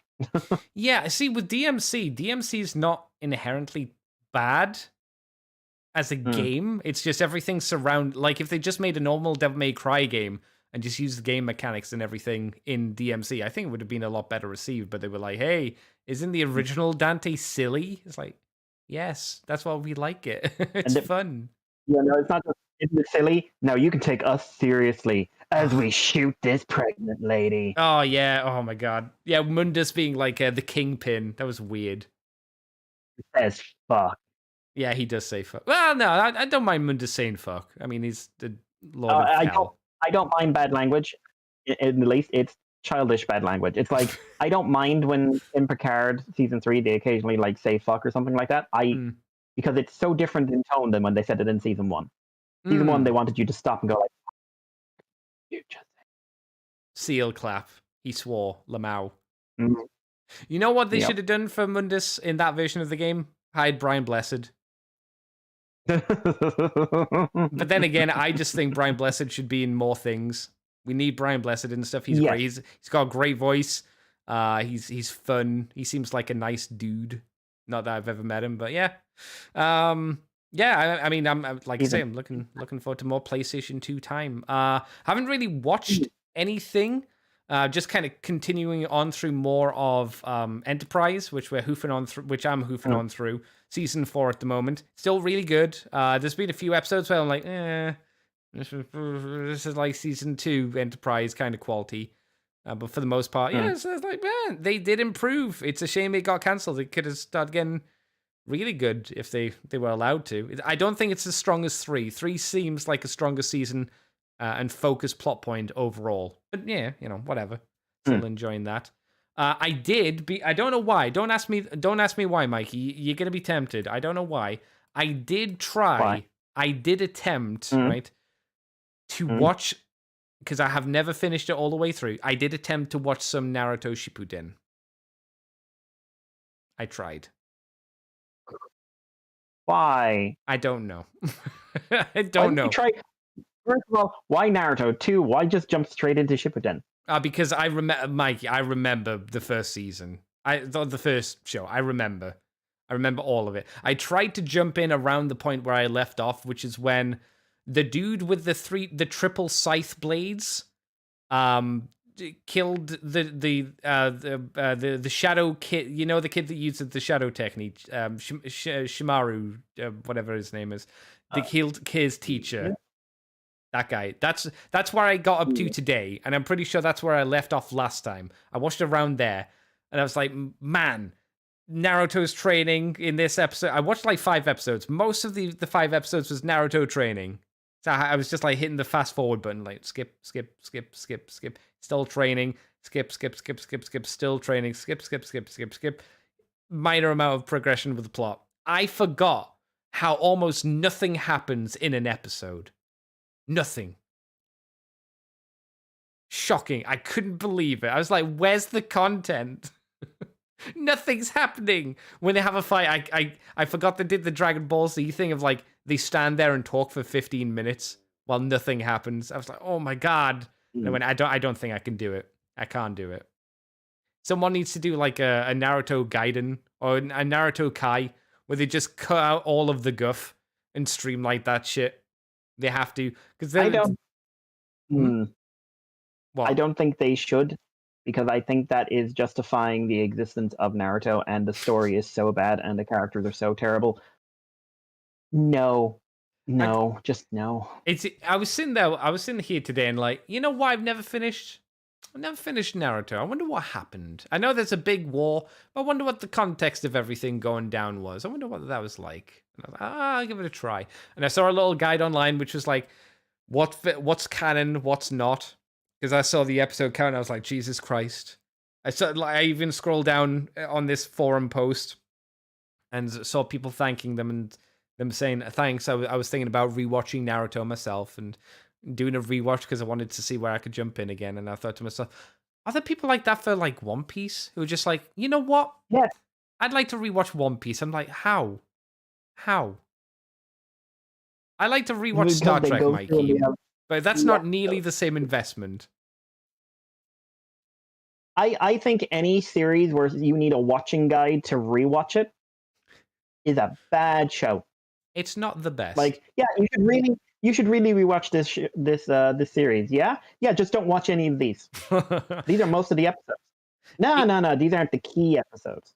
It's something I will give to like stuff like Jujutsu Kaisen and Demon Slayer of today. They still have the shonen style of storytelling, right? But they're not nearly ever gonna be as long or as pedantic as the shonen series that we grew up with. It's just not the style of the time now. You know, we do seasons. They know what they're doing. Once they stop, they don't need to worry about it. Yeah, but technically Naruto's still going. No, it's not. Boruto's going. Which is just Naruto. No, I mean, in a sense, yeah. It's the exact same characters, exact same plot setting, exact same goals. I mean, it can't be exactly the same because isn't like his kid doesn't have the Nine-Tails Fox inside him, does he? I don't care. Oh. I will guarantee you, if you can tell the difference, like if someone tells you like, oh, it's markedly different, they are lying.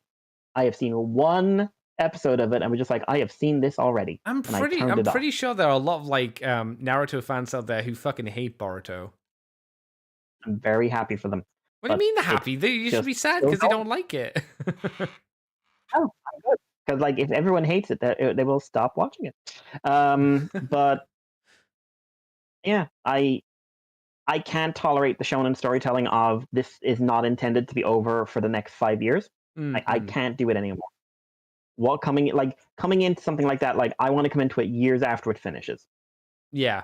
So that I can just watch the thing. Like, well, especially yes and no, because you don't want to come to a show that has 500 episodes. You don't want that. You say that, but I would rather come to a show with like 500 episodes and know like this is a story, and then say like, okay, I've watched it for 10 episodes. Oh, I like this story. I'll keep going. So, whereas what happens is Naruto. Oh, I kind of like this story. Oh, God Almighty, what did it become? Or even worse, when you like a story and then it's like, well, I'll just come back in 4 years' time when they add series 3. So, are you telling me, Mikey, that when One Piece is done, that's when you're gonna jump on and watch it. Oh no, because I hate One Piece. Nah, shit. Have you ever tried to read the manga? Oh no, never. The manga is so hard to read. Because of the art? Why? Yeah, the art is it's so hard to follow. Huh. Visually, it's one of the worst visual storytelling I know of from a manga, from a big name manga. It's so hard to tell where your eye is supposed to be. XL Hedge says, you watched in quotations Boruto to see the death on Nine Tails. Yes, it dies. Spoilers. I don't think anybody cares. At least me and Mikey don't. Don't care. They killed my interest in it years ago. And the eventual death of Naruto. Oh, well, there you go. Okay. All I know is he got with Hinata. That's all I really know about Boruto. So remember, guys, never give up with the person you love, even if they have no interest in you, and eventually you'll wear them down and they'll marry you. No. Never give up on the person you love. Also, never draw attention to it for 11 years. Just don't even talk about it. Don't make it central. Don't even make the character who is the love interest appear in your story for years at a time. And then do a movie. Oh, Naruto. What a movie that is in the manga. Is it not? Oh my god. So in the manga, does he just get with Hinata? Just out of nowhere? It's just like, yeah. No, in the manga, they tell you to go watch the movie. Oh my god. No. The movie's canonical to the manga. But it's not actually... Oh my god. So it's not even in the manga. That's insane. Oh my god. What else have I been up to apart from being clearly my mind being blown?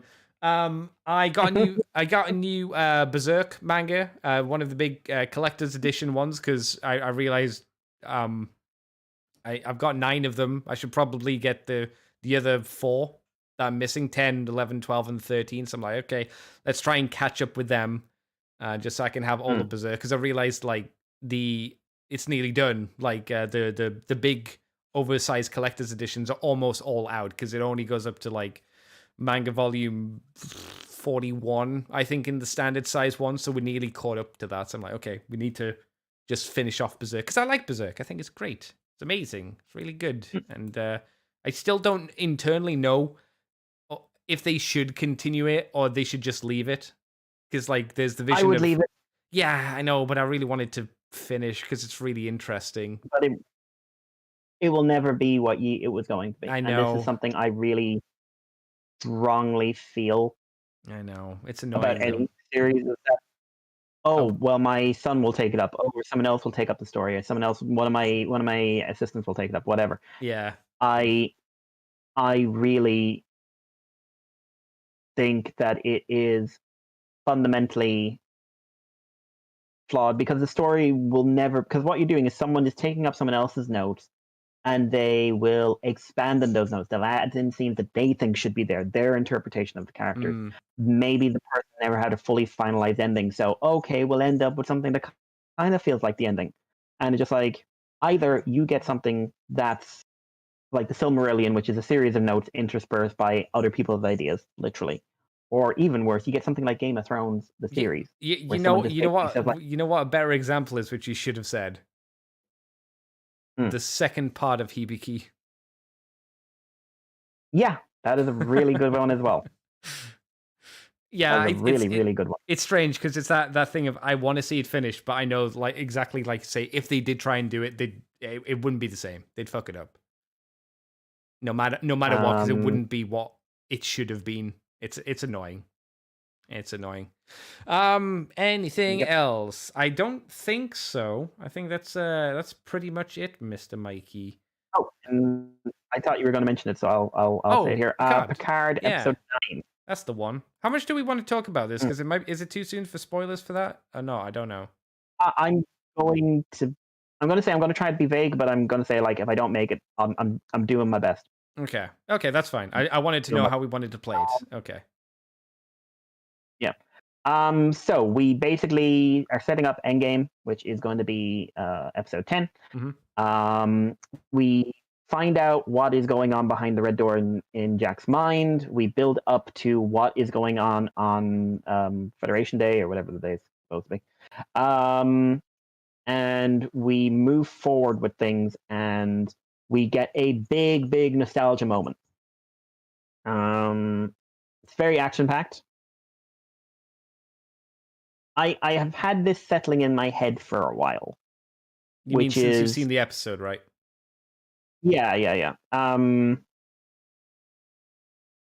It basically throws okay, so it doesn't throw something from season 2 in the bin. What it does is say that, oh, it was never what you thought it was. When really, it's really obvious in season 2 that was supposed to be the end of an arc. Yeah. That was supposed to be the finale of these characters. In this one, it's like, well, it's the finale of those characters, but those characters are not necessarily related to this character. Okay, so they basically retconned it out of existence because they'll never talk about it again. I guarantee you, no Star Trek is ever going back to that element of season 2 again.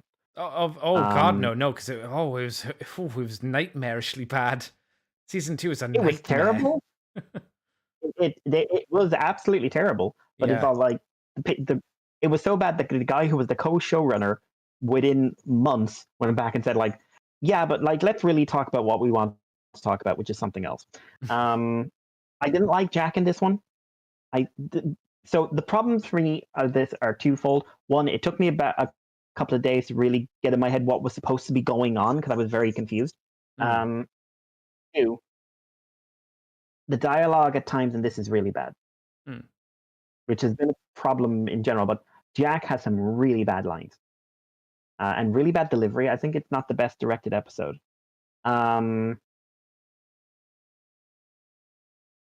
There's a bit of the season 1, season 2, we're killing a character because shocking, you didn't see that coming.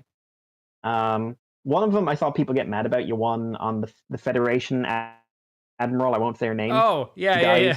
I thought that was funny. Yeah, no one's gonna miss her. No, I thought it was weird to have her in when they were just going to do that to her, but yeah, I wasn't that bothered. I was just like, oh, okay, oh well, never mind. Yeah. And like, so that's I will throw in a spoiler because I think it is worth talking about. I think Shaw was ultimately wasted. It was definitely. Yeah. I didn't like him as much as you did. Yeah, I thought it was cool. But after the opening 4, he became background snark. Yes. And really, and like he also fell into a few traps of modern writing, which was they overplayed him like he's a dickhead, but he's the super dickhead.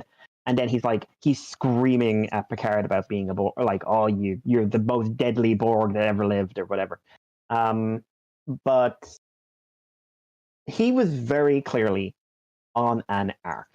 And that was accepting the fact that he can't blame other people for things they couldn't control. And he needs to treat people fairly. Right? And every time they came up to that line, they pulled him back into being an asshole. Every time.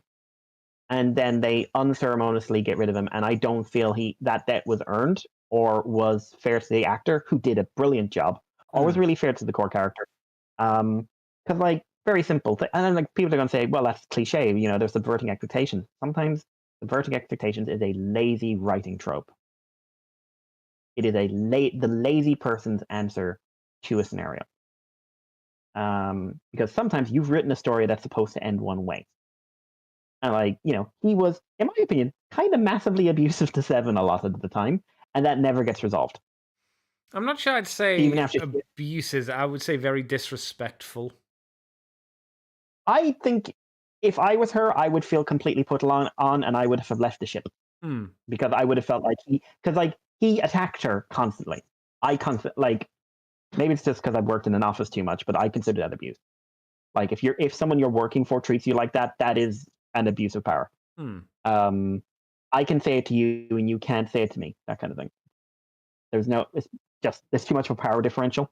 And like Seven got her like my name is 7 of 9 moments last time, and it means nothing in the end.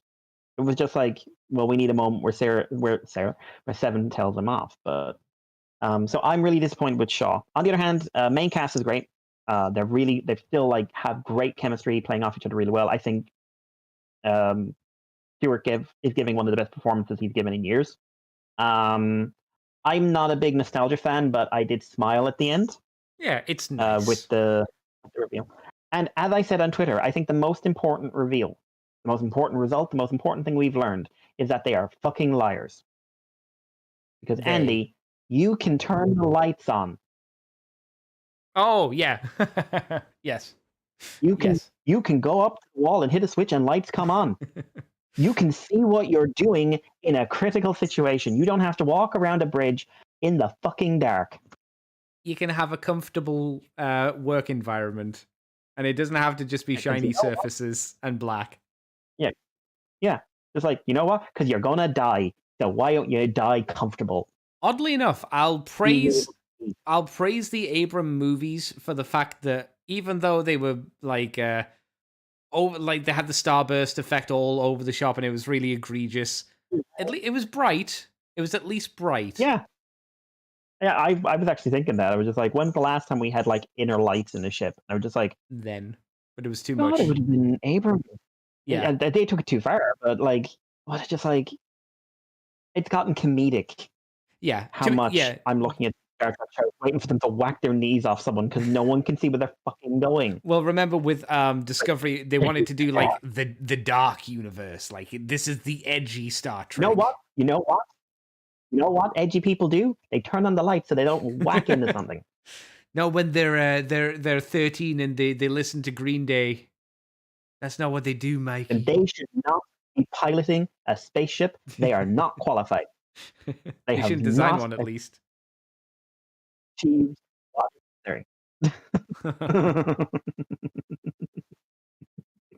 Oh dear. But yeah, I'd say, how do I feel about the big reveal? It's not magic, thank God. I was really convinced it was going to be something magical. As to what it is, fine. Not original, not as clever as I think they thought it was. I think it would have been if it hadn't been done as much as it has been done. I think that's my issue with it. I think I think, like I said to you, if you'd gone from one of the movies, if you'd gone from that movie straight to this season with nothing else in between and no knowledge of anything else, I think that might have been okay. Just a big gap of time in between. I think that would have been a lot more of an interesting aspect, but that thing has been done over and over again. Magic-wise, the only time I would have been okay with it being magic if Ardra had appeared, or Feklar. Do you remember Feklar, Mikey? Yep. Demon of the Klingon underworld, Feklar. I would have been okay with that. Yeah, she's a god.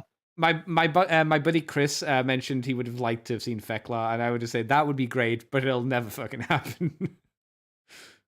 It's just because it's silly. Imagine it was a pack lid.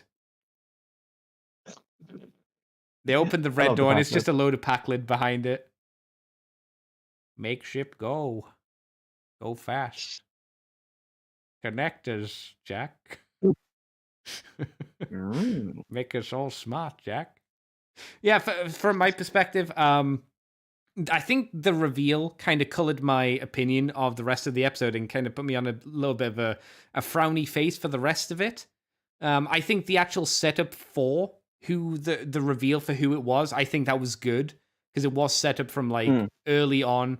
It was set up from pretty much episode 1, and they do hint about it multiple times, just not slapping you in the face. Anybody who says, "Oh, I know exactly who this was" from the clues that they put down, I'm not sure I entirely believe you. I think you could have guessed, but I don't think it's obvious enough to go, that's 100% what it is. I don't believe you.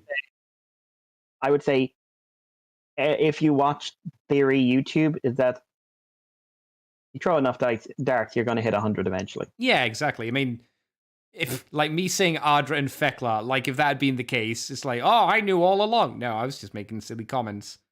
Now granted, the actual reveal, you could say it, but you could, I don't know. I like the connection they had to Picard as well, which was another decent reason to have this happen as well, and it fills in some, I guess, plot issues, not plot issues, but aspects that were never really covered. Now the idea that's left within Picard, let's just say, I just kind of went, really? They had that technology since when? Apart from because we need it now. You know, when they just said they have that tech inside of him. I was like, okay, sure. The reveal of the Fan Wang stuff, it didn't do too much for me either. But I was like, yeah, that's nice. That's nice. It's probably not practical, but it's nice to see.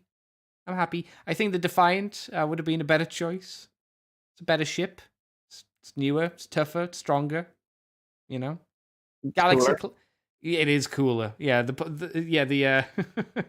Oh, they should have took the Klingon bird of prey. That would have been fun as well. I don't know.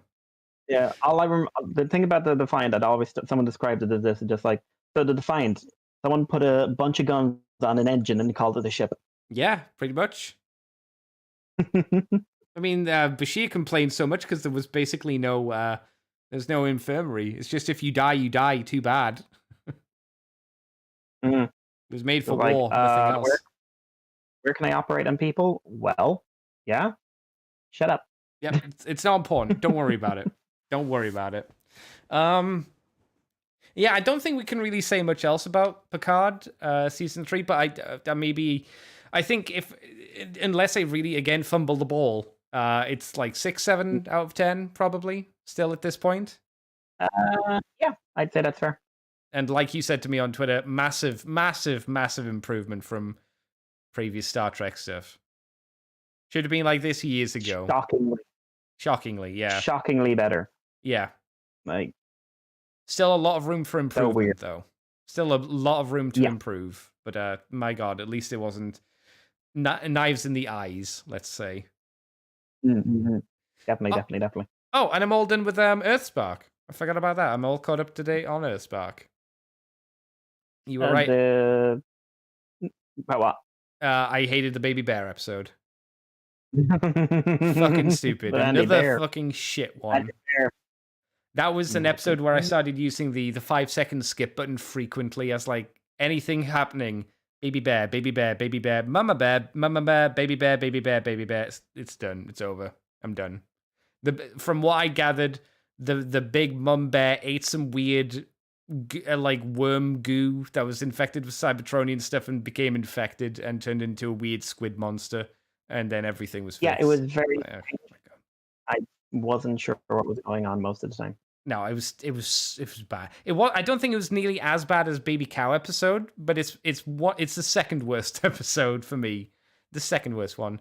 The breakdown episode, that was fine. That was very kind of skippable, but not egregious, I would say. That one. I actually like that one a lot, if I'm honest. That's fine. I just don't think it did too much in terms of ad stuff. I was just like, yeah, okay. But it's a nice character dynamic, and it's kind of feeding into that narrative that started with Tarantulas. Like, Decepticons are not what, it's not just swindle. Sure. There's more to them than that. What do you think it added to B? Because I don't think it really developed B's character that much, apart from race. It didn't develop him so much, but it did get him to do something that it was a B story. He's been part of everyone else's story.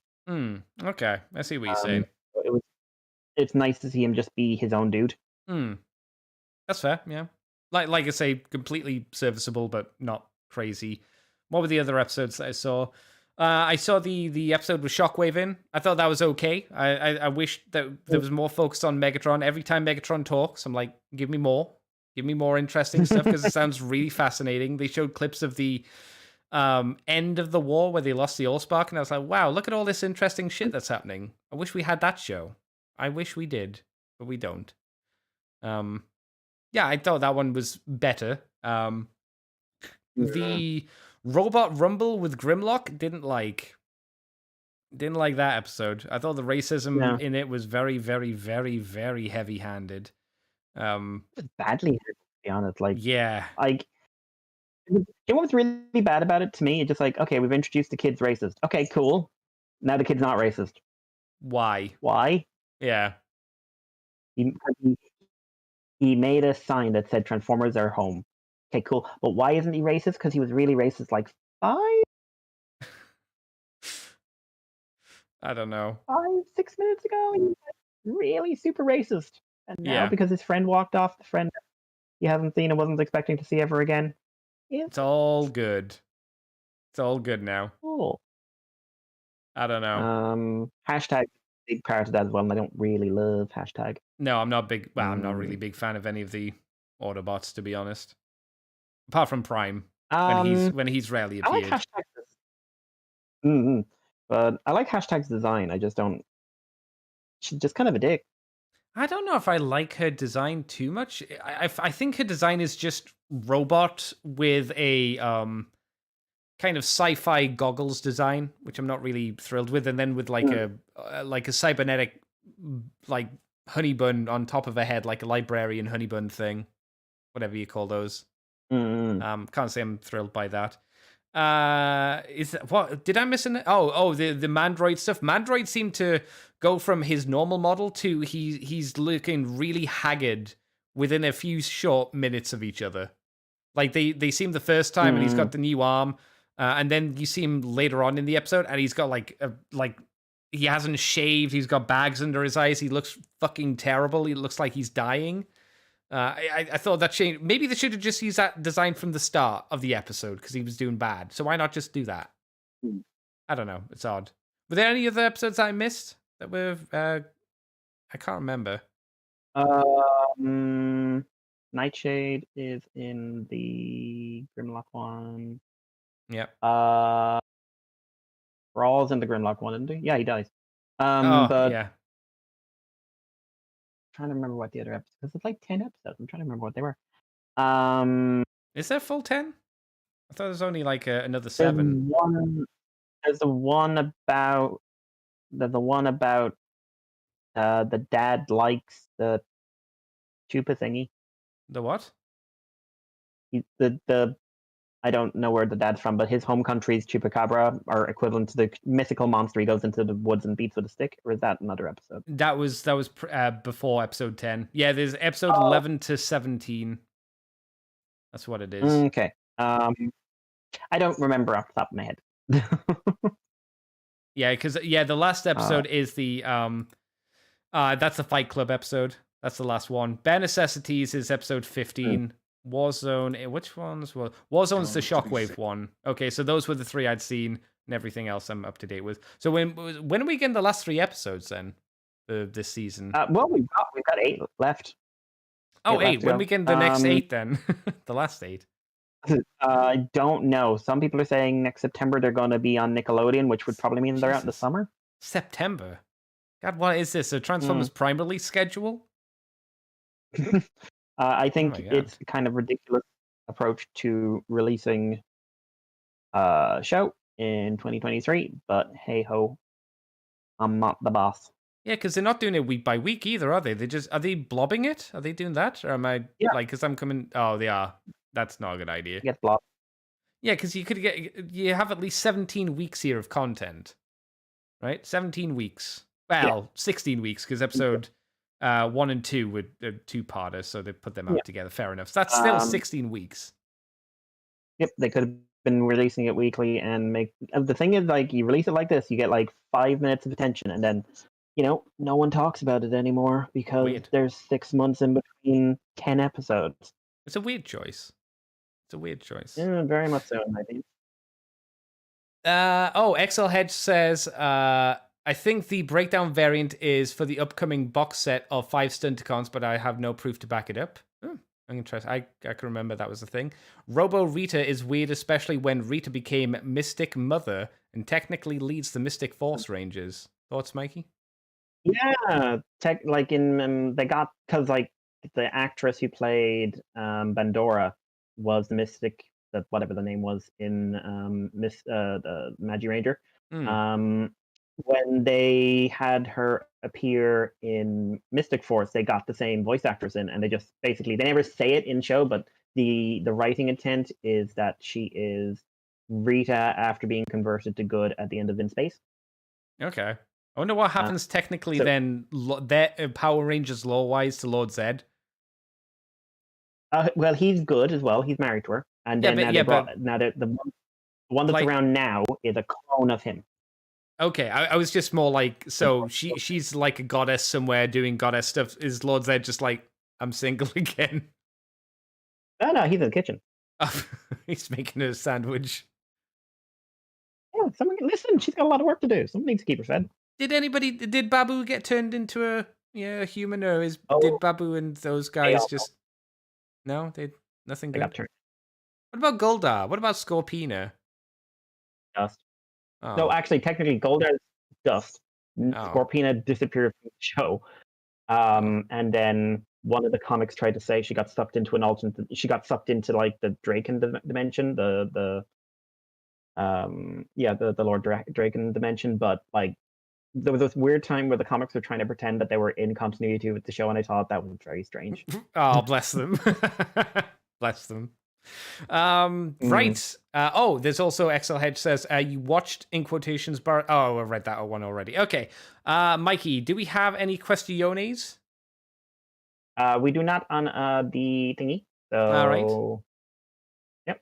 If there's unless anyone in the chat has a question. Yeah, you better fart them over quick. I want to say thank you to Paul Frankie for signing up on the Patreon. Thank you, Paul, for doing that. Hi, Paul. I think we'll probably wrap the show up then, Mr. Mikey, because I think we're done and dusted, right? Unless you got anything else you want to waffle about. No, I'm good. All right, Mikey, where can people find you on the internet? You can find me on Twitter as Irish Palo, and if you want to send us feedback, there's the moonbase2@gmail.com, Twitter, Ellipson, Patreon, Facebook, all those places. And yeah, send us anything you like, and we will pay attention. Yeah, that's me. Andy, what about you? XL Hedge, before that, XL Hedge said Goldar got cloned into Goldar Maximus. Is that a thing? Does that make sense to you? Oh, that's for the Dino crossover, isn't it? Because in the Kyoryuger one, it's like here's an alternate reality like clone of Griffozer, because like Griffozer and the rest are all living inside the big dumpster, but like they're all really happy and they've got a kid and they're all like really super happy in there, and like so they didn't bring them back to like murder them. Then they just made a copy of them. So I'm assuming there's like Goldar Maximus is the same thing. It's just a copy of Goldar. All right. Well, you can find me on Twitter, YouTube, and Twitch as Decayed Andy. Decaying Corpse thingy my bob, not a 10-year period.